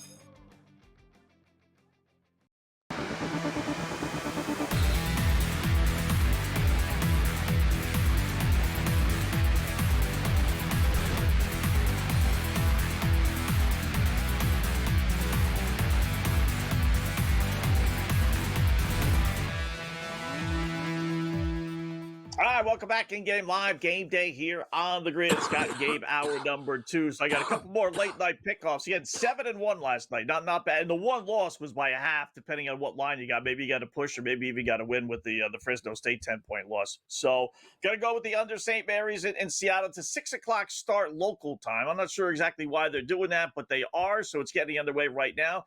St. Mary's 7-1 under. They're a great under team. Seattle's a phenomenal under team, 13-3. including 7-1 at home where this game is. It's a low number, 133.5, but I'll grab it. And then my last one, Gabe, I'm going to take, again, it's always one that we're just going to do based on trends, but I love the trends here. Over 152.5, Boise State at Utah State. Boise on a 10-0 overrun. Utah State on a 9-4 overrun. That's a combined 19-4 over. Give me the over 152.5. What do you think? Very manageable number considering these two teams. Listen, Boise shoot the ball well. So getting 9.5 points actually could be worth a look there. I think Utah State are a little bit overrated. They're good, but to cover these numbers, they're one of these teams. I think their prices are inflated. But yeah, I agree with the total there at 152.5. We're pretty much in the run and gun time of the year right now, right? Teams are trying to be impressive. Teams are trying to run the score up if they can. Also, we're going to have conference tournament play starting like real soon, like basically next week for some conferences. And stuff will slow down, right? These games are not going to be in the same sort of, track meets as the regular season. There's sort of a peak time in college football. It's the same thing. Normally like that week 6 to week 9 type thing, right? The last couple of games are always against the big rivals. Those get lower scoring and stuff, but there's usually like peak over season. I talk about it in the NBA, right? They run and gun, man, until they get to the All-Star game. And like once the All-Star voting closes, a lot of players sort of shut it down a little bit. But we're in that peak season right now. Look at these guys, Arkansas and Alabama. We're at 204 right now. Did go to overtime, but still, man, this is like an NBA game. This is funny. 102, 102, 204, and they're still going. And Alabama really hasn't been this way. I was talking to our producer, Pat. They've had a high-scoring games, but not like last year and 2 years ago, even 3 years ago. Because they're not on the same level this year. Yeah, they're not as good. Yeah. So not like they're playing any defense. Yeah, they're just not as good this year. That's all. They're better defensively than they used to be, but they're not as good offensively. They don't shoot the ball well. Yeah. Like they take a lot of shots, right? But they don't hit them. When they're at their peak, they were kind of dangerous. They turn the ball over more now. They don't create, as many turnovers as they did. They're just not as good as they were last year. But they're still dangerous to play against. They're not, they're going to score. Look, they can score 100 points on you. So, they're one of those teams. Like, I don't think anyone's going to be happy when they play Alabama in the tournament, but right. They're not, they're pretty good actually though. Same with Arkansas. I mean, Scott, if you can score, you can put pressure on teams. The only problem is if you can't get stops, you're gonna have a problem. Yeah. Mr. Enigma's at it again tonight. You get the positive and you get the negative with Darren Peterson, right? Today, you're getting the positive, Gabe. 19-10, Kansas leads Oklahoma State early on. Peterson already has 13 points. They benched him. Well, it's always positive when he plays. Well, last game it wasn't. Whether he plays well or not. Yeah, last game against Iowa State, they got blown out, and he basically didn't play the second half, and the coach Self just said, we're going to save him for the next game. So I kind of figured he was going to have a big game tonight. But yeah, it's 2020, 50-50 rather, if he's going to play or not. But he's playing tonight, at least for the first half. We'll see about second half. It should be noted, Oklahoma State are terrible too. Not terrible, but they're not. They're not. They're average. So I guess average is not terrible. They're average. Yeah, they're average, right? So Kansas rolling in here. Kansas are a dangerous team. I've said Kansas were dangerous like a while ago. People overreact to like early season losses. Same with Florida. You can sort of get value with some of these teams that people write off way too early. And Florida's a great example as they show the SEC standings. 11-2 in SEC play right now, the Florida Gators. It's sort of a team peaking at the right time. Yeah. That is the team that, it's better to put them in now. If you're going to bet them, like a lot of this stuff is, well, let me just see who they face and what seed they get, what bracket they get, where their game's going to be. I get all that, but I tell you what, the way that Florida team is playing, they're 12-1 right now. And with Arizona losing a couple of games and maybe Duke loses to Michigan, they could easily move up the ladder. They're the 5th choice right now on FanDuel anyway. I could see that dropping to 8-1, 7-1. Is that worth waiting for? Yeah, to see the region they play in? I'd bet it now. No, I would bet it now. It's a good point by you. Yeah, like I like them 5-1-ish, and I didn't pull the trigger, and I see 14-1 now. It's only, and honestly, no, they're so much better. Tennessee are good, but you know what I mean? They never really fully finish the deal. It just seems to me Florida are so much better than everybody else in the SEC.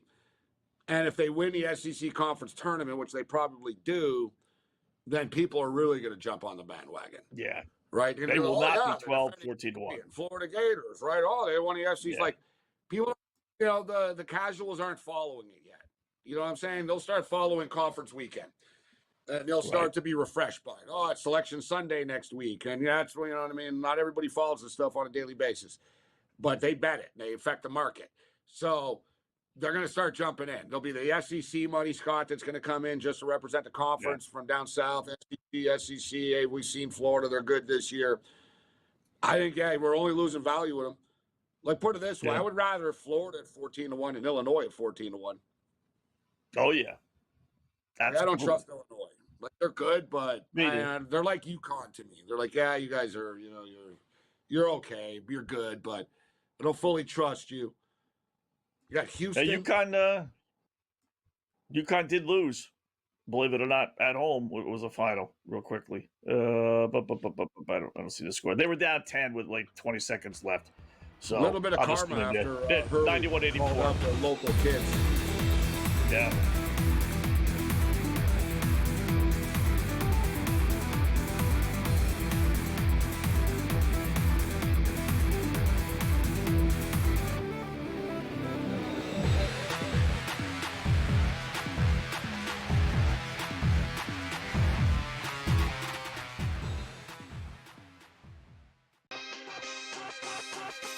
They're probably not going to take a lot of Seattle bets.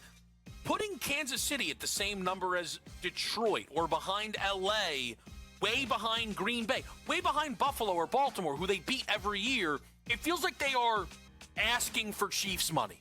That would be my read on it, which I feel like usually the idea, Cam, is they never have to ask for Chiefs money. Game time decisions. Only on SportsGrid. George, Rutschman is an interesting one here. I mean, this was somebody that we were told was going to be a superstar. I feel like we've done this now with back-to-back young catchers on Baltimore that they've taken. They've taken Matt Wieters. Remember when they took him super high and everyone thought he was the second coming? Then they took Adley Rutschman. I guess the good news is they have Sam Basallo, who's supposed to be fantastic too, but can't whiff on 3 like that, can you? Fantasy Sports Today. Only on SportsGrid. Like, Dan, this is going to be a year where we're going to really find out if prediction markets are going to kind of work beyond what we currently know, because while they are expanding and other companies are certainly getting into it, we're getting finally more pushback from states all across the country, and in particular Nevada, Massachusetts, seemingly are trying to lead the forefront. Newswire. Only on SportsGrid.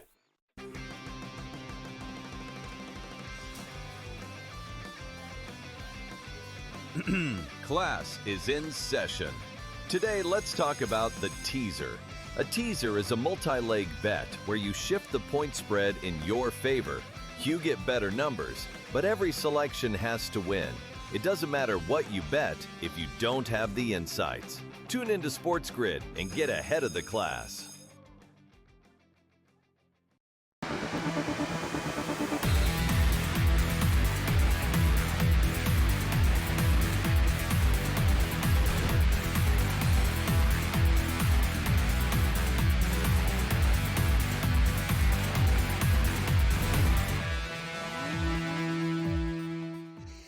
All right, welcome back in Game Live, Game Day on the Grid. So we're at nearing the end, final seconds of the first overtime. I say first because Arkansas and Alabama are tied at 105 Arkansas ball, though. So we got one shot. I'm sitting on Arkansas. I put the hook to 5. I also took them on the money line in a separate little play. So I just as soon take the split. Get fouled and get the win. That would be, but you go to double overtime as an underdog. You're really kind of stretching your luck there. So interesting. You got FanDuel's got Arkansas. Arkansas's minus 230 favorite. Wow. Arkansas have not scored in the last 3 minutes and 57 seconds. They're lucky they're tied. It's amazing that Alabama hasn't been able to put them away, right? In overtime. And we'll see there's 6 seconds left here. So I don't know. This game's so crazy. I almost hope it just goes to double overtime. The players genuinely look tired for real.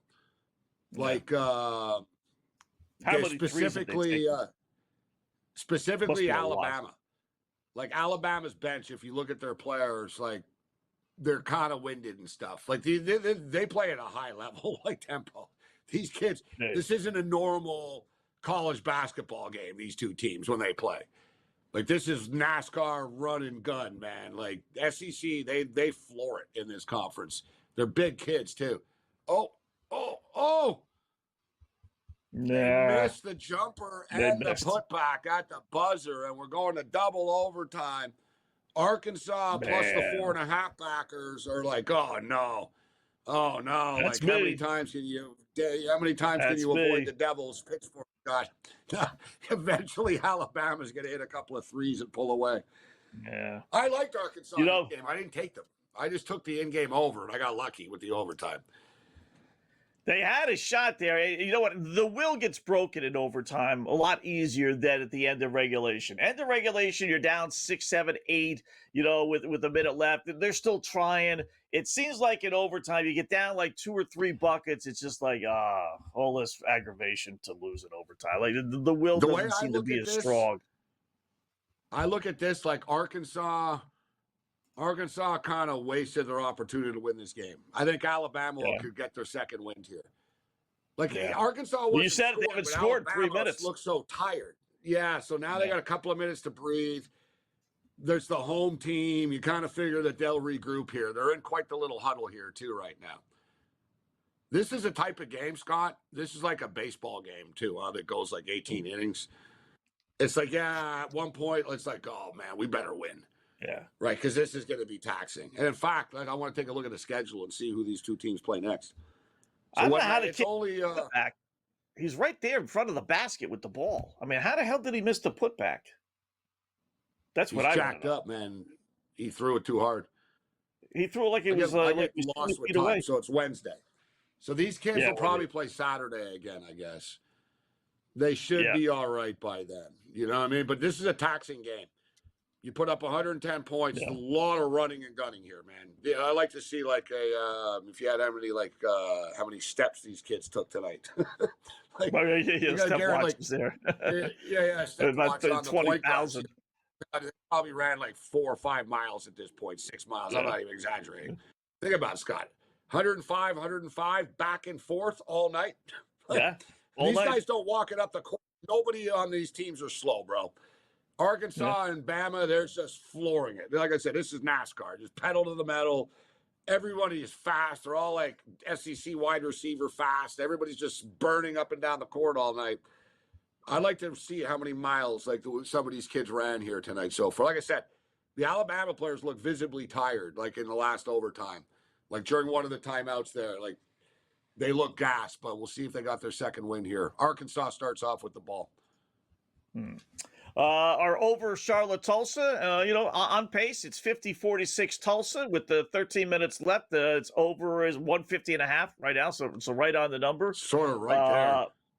Yeah, my under North Dakota, South Dakota. It's 56-51, 7.5 minutes left. That's 140.5. It was 144.5, but it's basically right on the number. Yeah, a lot of close bets down to the wire tonight. Seton Hall DePaul tied at 44. That's 130.5, right on the number. Your Terps, the Turtles are hanging tough. Down only 3 against Northwestern. 11.5 minutes left. Yeah, it was tied pretty much at the half. Down 3 right now. They're getting 4.5 in this game. Anytime, though, you're getting like 7.5, 8, you kind of want to be ahead. There's no... Yeah. Brady Cannon, golf talk, coming up next.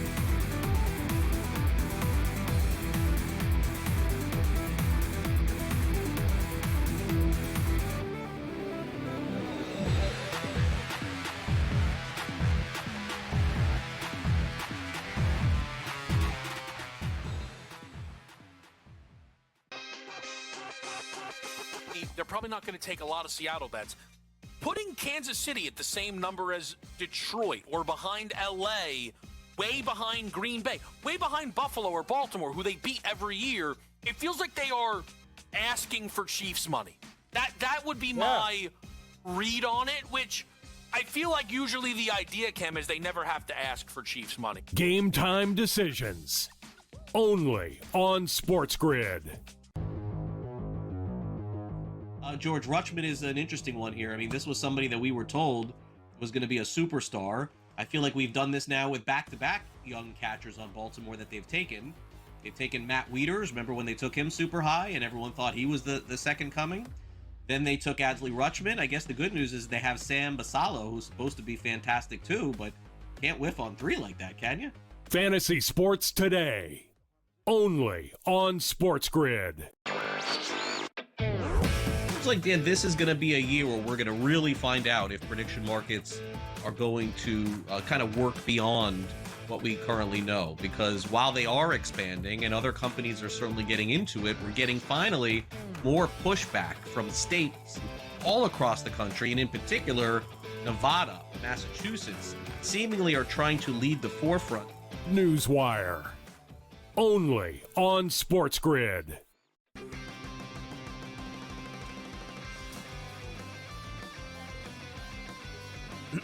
Class is in session. Today, let's talk about the teaser. A teaser is a multi-leg bet where you shift the point spread in your favor. You get better numbers, but every selection has to win. It doesn't matter what you bet if you don't have the insights. Tune into SportsGrid and get ahead of the class.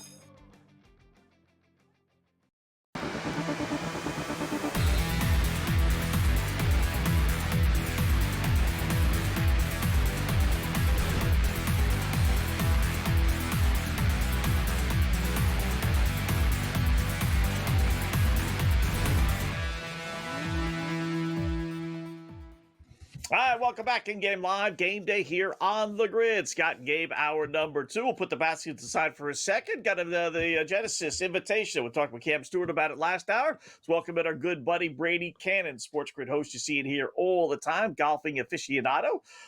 So where we go? We got the big boys, like we mentioned with Cam, Brady. Got all the big names. There's Scotty Scheffler at the top, getting 3-1. I don't know if we're going to get anything higher than that to start a tournament anyway, but where we going with the Genesis this weekend?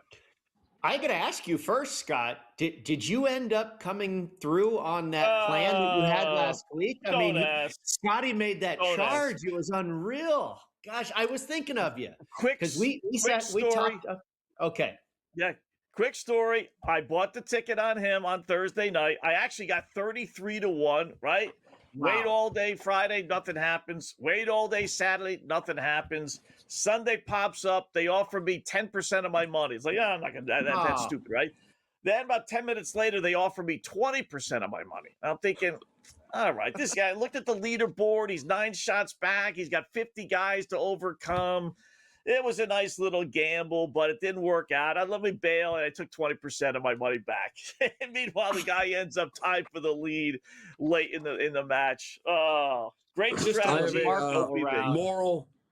Moral of the story is, for people tuning in, sportsbooks didn't create that cash out button because they thought that it was good for you.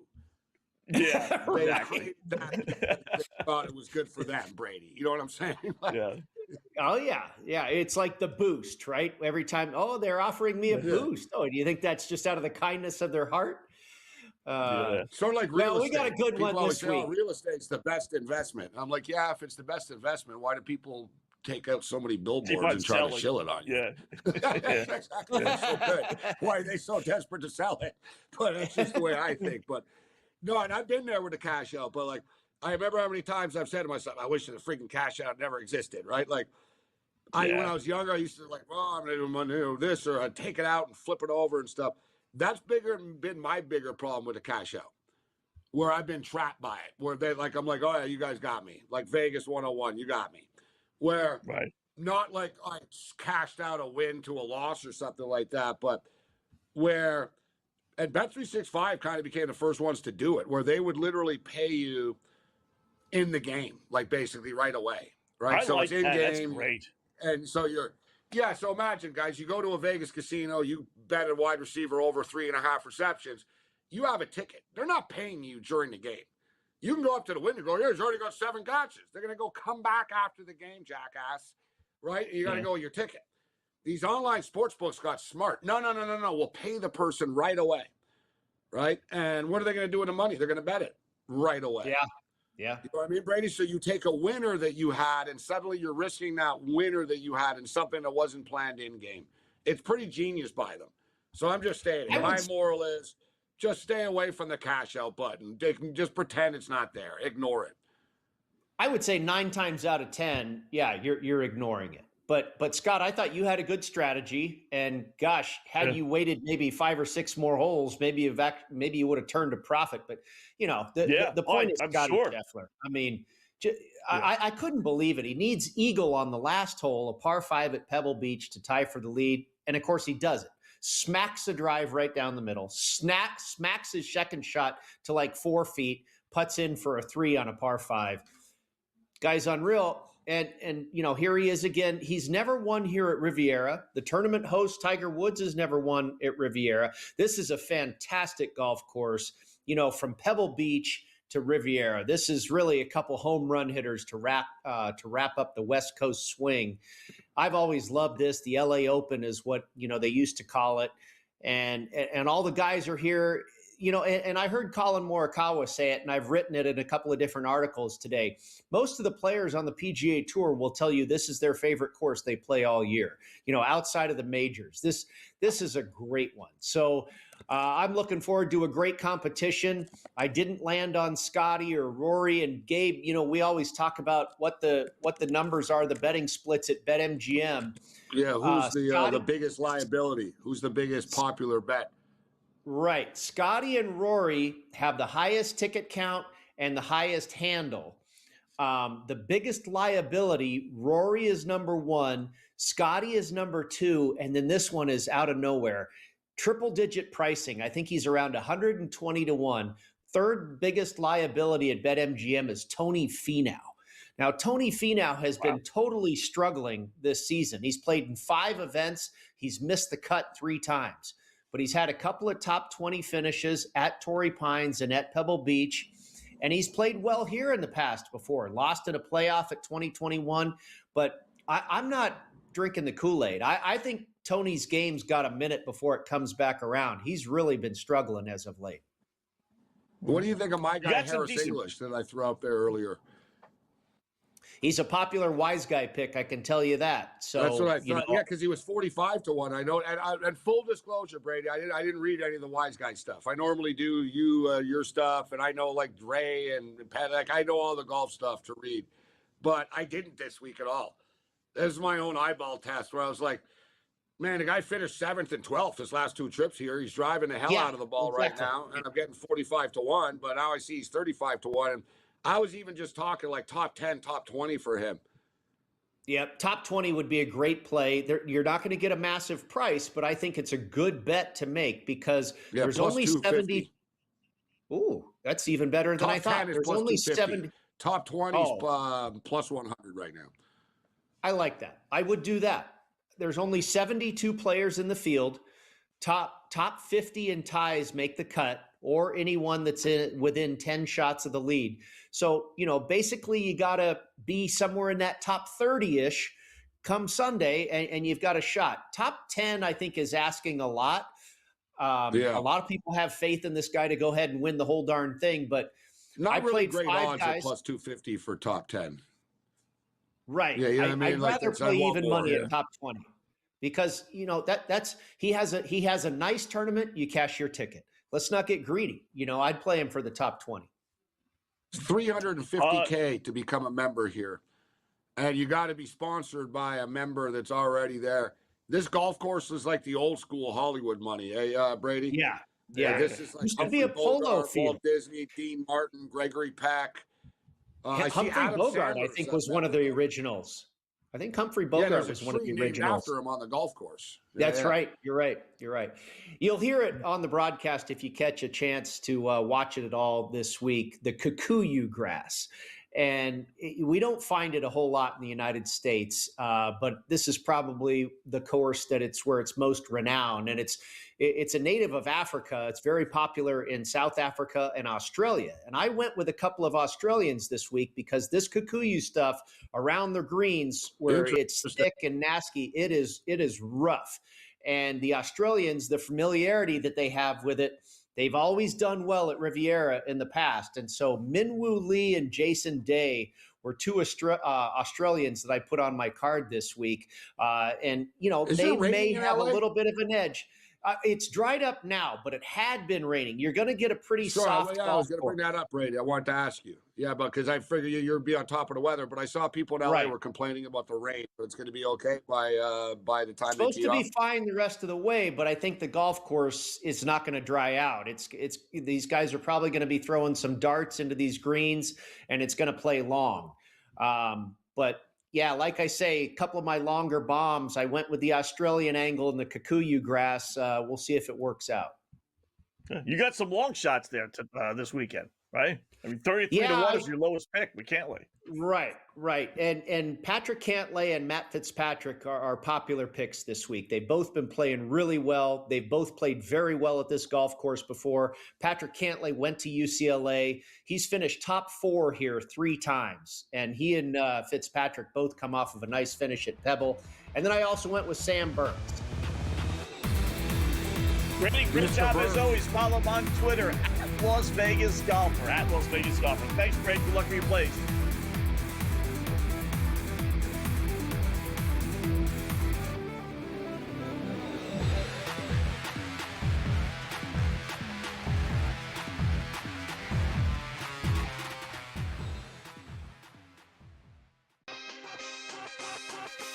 They're probably not going to take a lot of Seattle bets.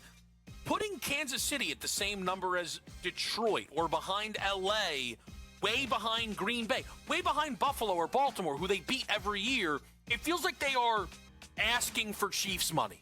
That would be my read on it, which I feel like usually the idea, Cam, is they never have to ask for Chiefs money. Game time decisions. Only on SportsGrid. George, Rutschman is an interesting one here. I mean, this was somebody that we were told was going to be a superstar. I feel like we've done this now with back-to-back young catchers on Baltimore that they've taken. They've taken Matt Wieters. Remember when they took him super high and everyone thought he was the second coming? Then they took Adley Rutschman. I guess the good news is they have Sam Basallo, who's supposed to be fantastic too, but can't whiff on 3 like that, can you? Fantasy Sports Today. Only on SportsGrid.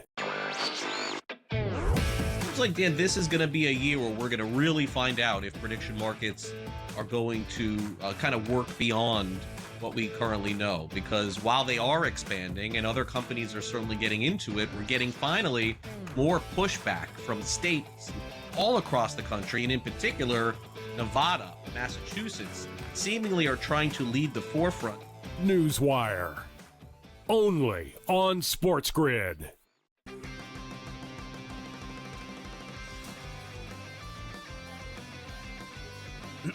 Class is in session. Today, let's talk about the teaser. A teaser is a multi-leg bet where you shift the point spread in your favor. You get better numbers, but every selection has to win. It doesn't matter what you bet if you don't have the insights. Tune into SportsGrid and get ahead of the class.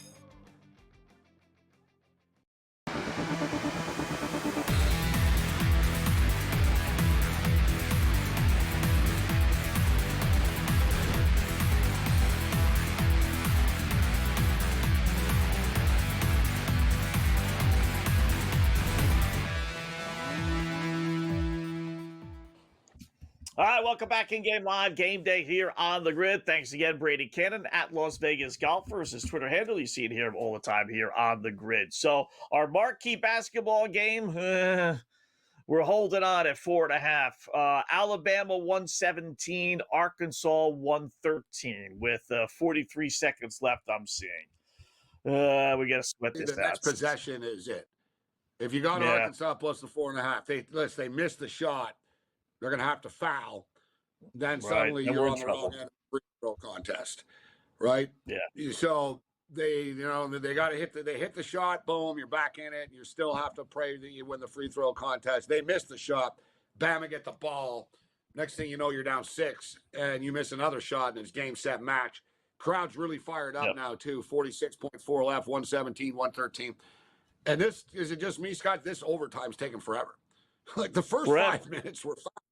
The second overtime, it's been off for 20 minutes, man. This is taking the whole. It's like we came on and they were at the half, right? We literally came on the air. They were at the half. 2 hours later, they're still playing, albeit one overtime, but still, it's taking forever. You're right. Yeah, this overtime's taking 20 minutes.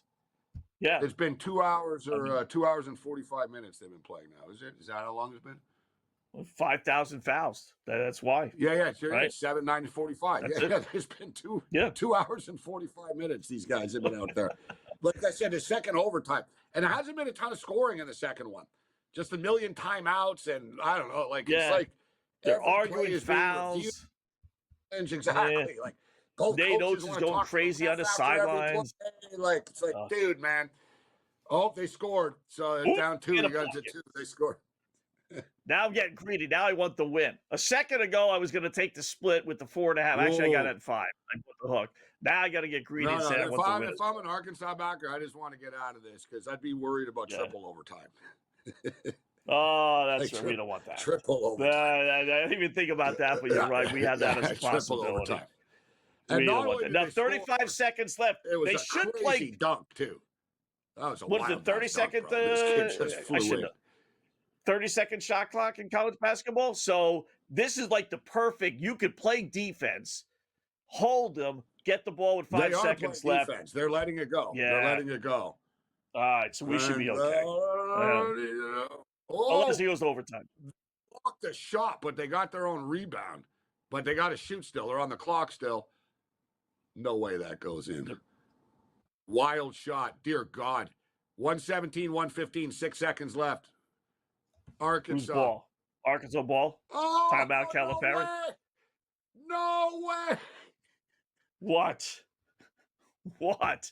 Is that no way good or no way bad? 117, 115 final. Alabama wins by 2.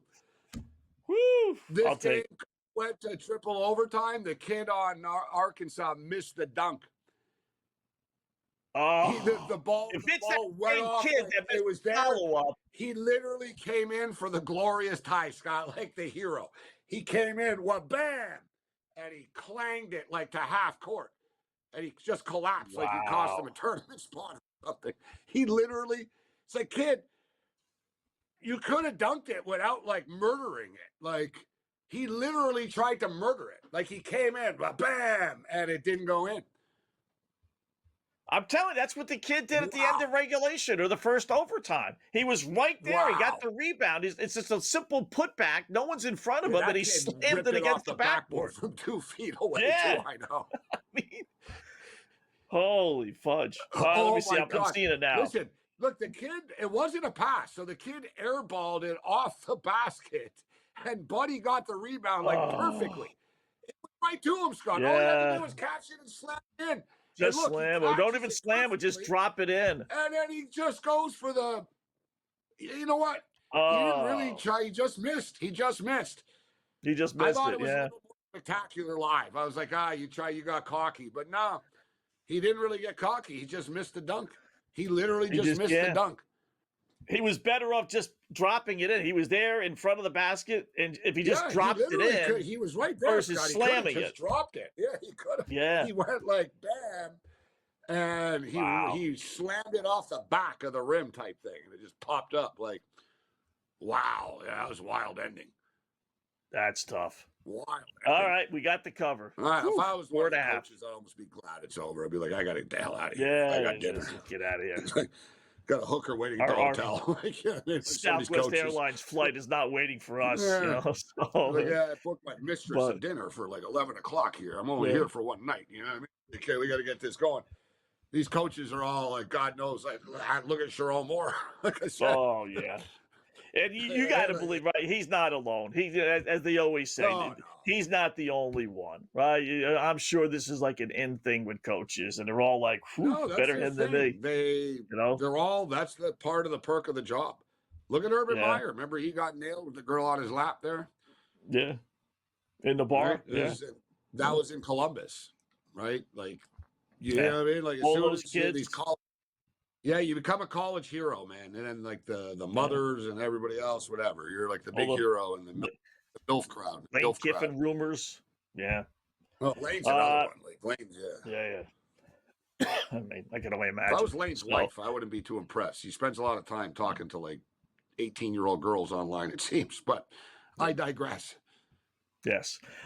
Tulsa, back to reality. Tulsa, Charlotte, 69-64. We're up to 162.5. So we bumped that up from the 152 or so it was. So that's looking halfway decent. That's close. 6 minutes left. Yeah. So for the record, on the way out, give me Gonzaga and San Francisco. This will be our big play on the way out. Gonzaga, San Francisco over 148 tonight at the Chase Center in San Francisco. 11 o'clock Eastern time tonight. I don't see how San Francisco hangs with them, too. I think Gonzaga's in a bad mood tonight. I think Gonzaga puts the show on. So I'm not in love with laying 15 points, but I do think they're going to roll. And I also think the UNL Colorado State game will be a higher scoring game. Let me see real quickly how many points our guy Peterson has, because they got 43. Kansas winning big. That was a halfway decent play today. Let me see if I can find it here real quickly. Kansas, 20 points, 20 out of the 43. Yeah, 20 out of the 43. They're winning by 14. All right, we'll wrap up shop next in Game Live Game on the Grid.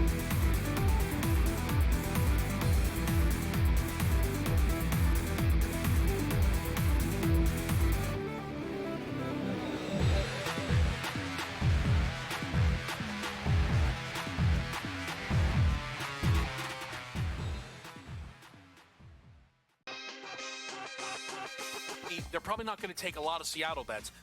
Putting Kansas City at the same number as Detroit or behind LA, way behind Green Bay, way behind Buffalo or Baltimore, who they beat every year, it feels like they are asking for Chiefs money. That would be my read on it, which I feel like usually the idea, Cam, is they never have to ask for Chiefs money. Game time decisions. Only on SportsGrid. George, Rutschman is an interesting one here. I mean, this was somebody that we were told was going to be a superstar. I feel like we've done this now with back-to-back young catchers on Baltimore that they've taken. They've taken Matt Wieters. Remember when they took him super high and everyone thought he was the second coming? Then they took Adley Rutschman. I guess the good news is they have Sam Basallo, who's supposed to be fantastic too, but can't whiff on 3 like that, can you? Fantasy Sports Today. Only on SportsGrid. Like, Dan, this is going to be a year where we're going to really find out if prediction markets are going to kind of work beyond what we currently know, because while they are expanding and other companies are certainly getting into it, we're getting finally more pushback from states all across the country, and in particular Nevada, Massachusetts, seemingly are trying to lead the forefront. Newswire. Only on SportsGrid.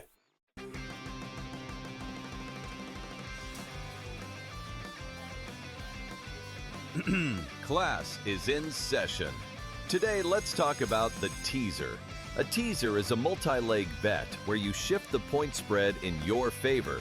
You get better numbers, but every selection has to win. It doesn't matter what you bet if you don't have the insights. Tune into SportsGrid and get ahead of the class.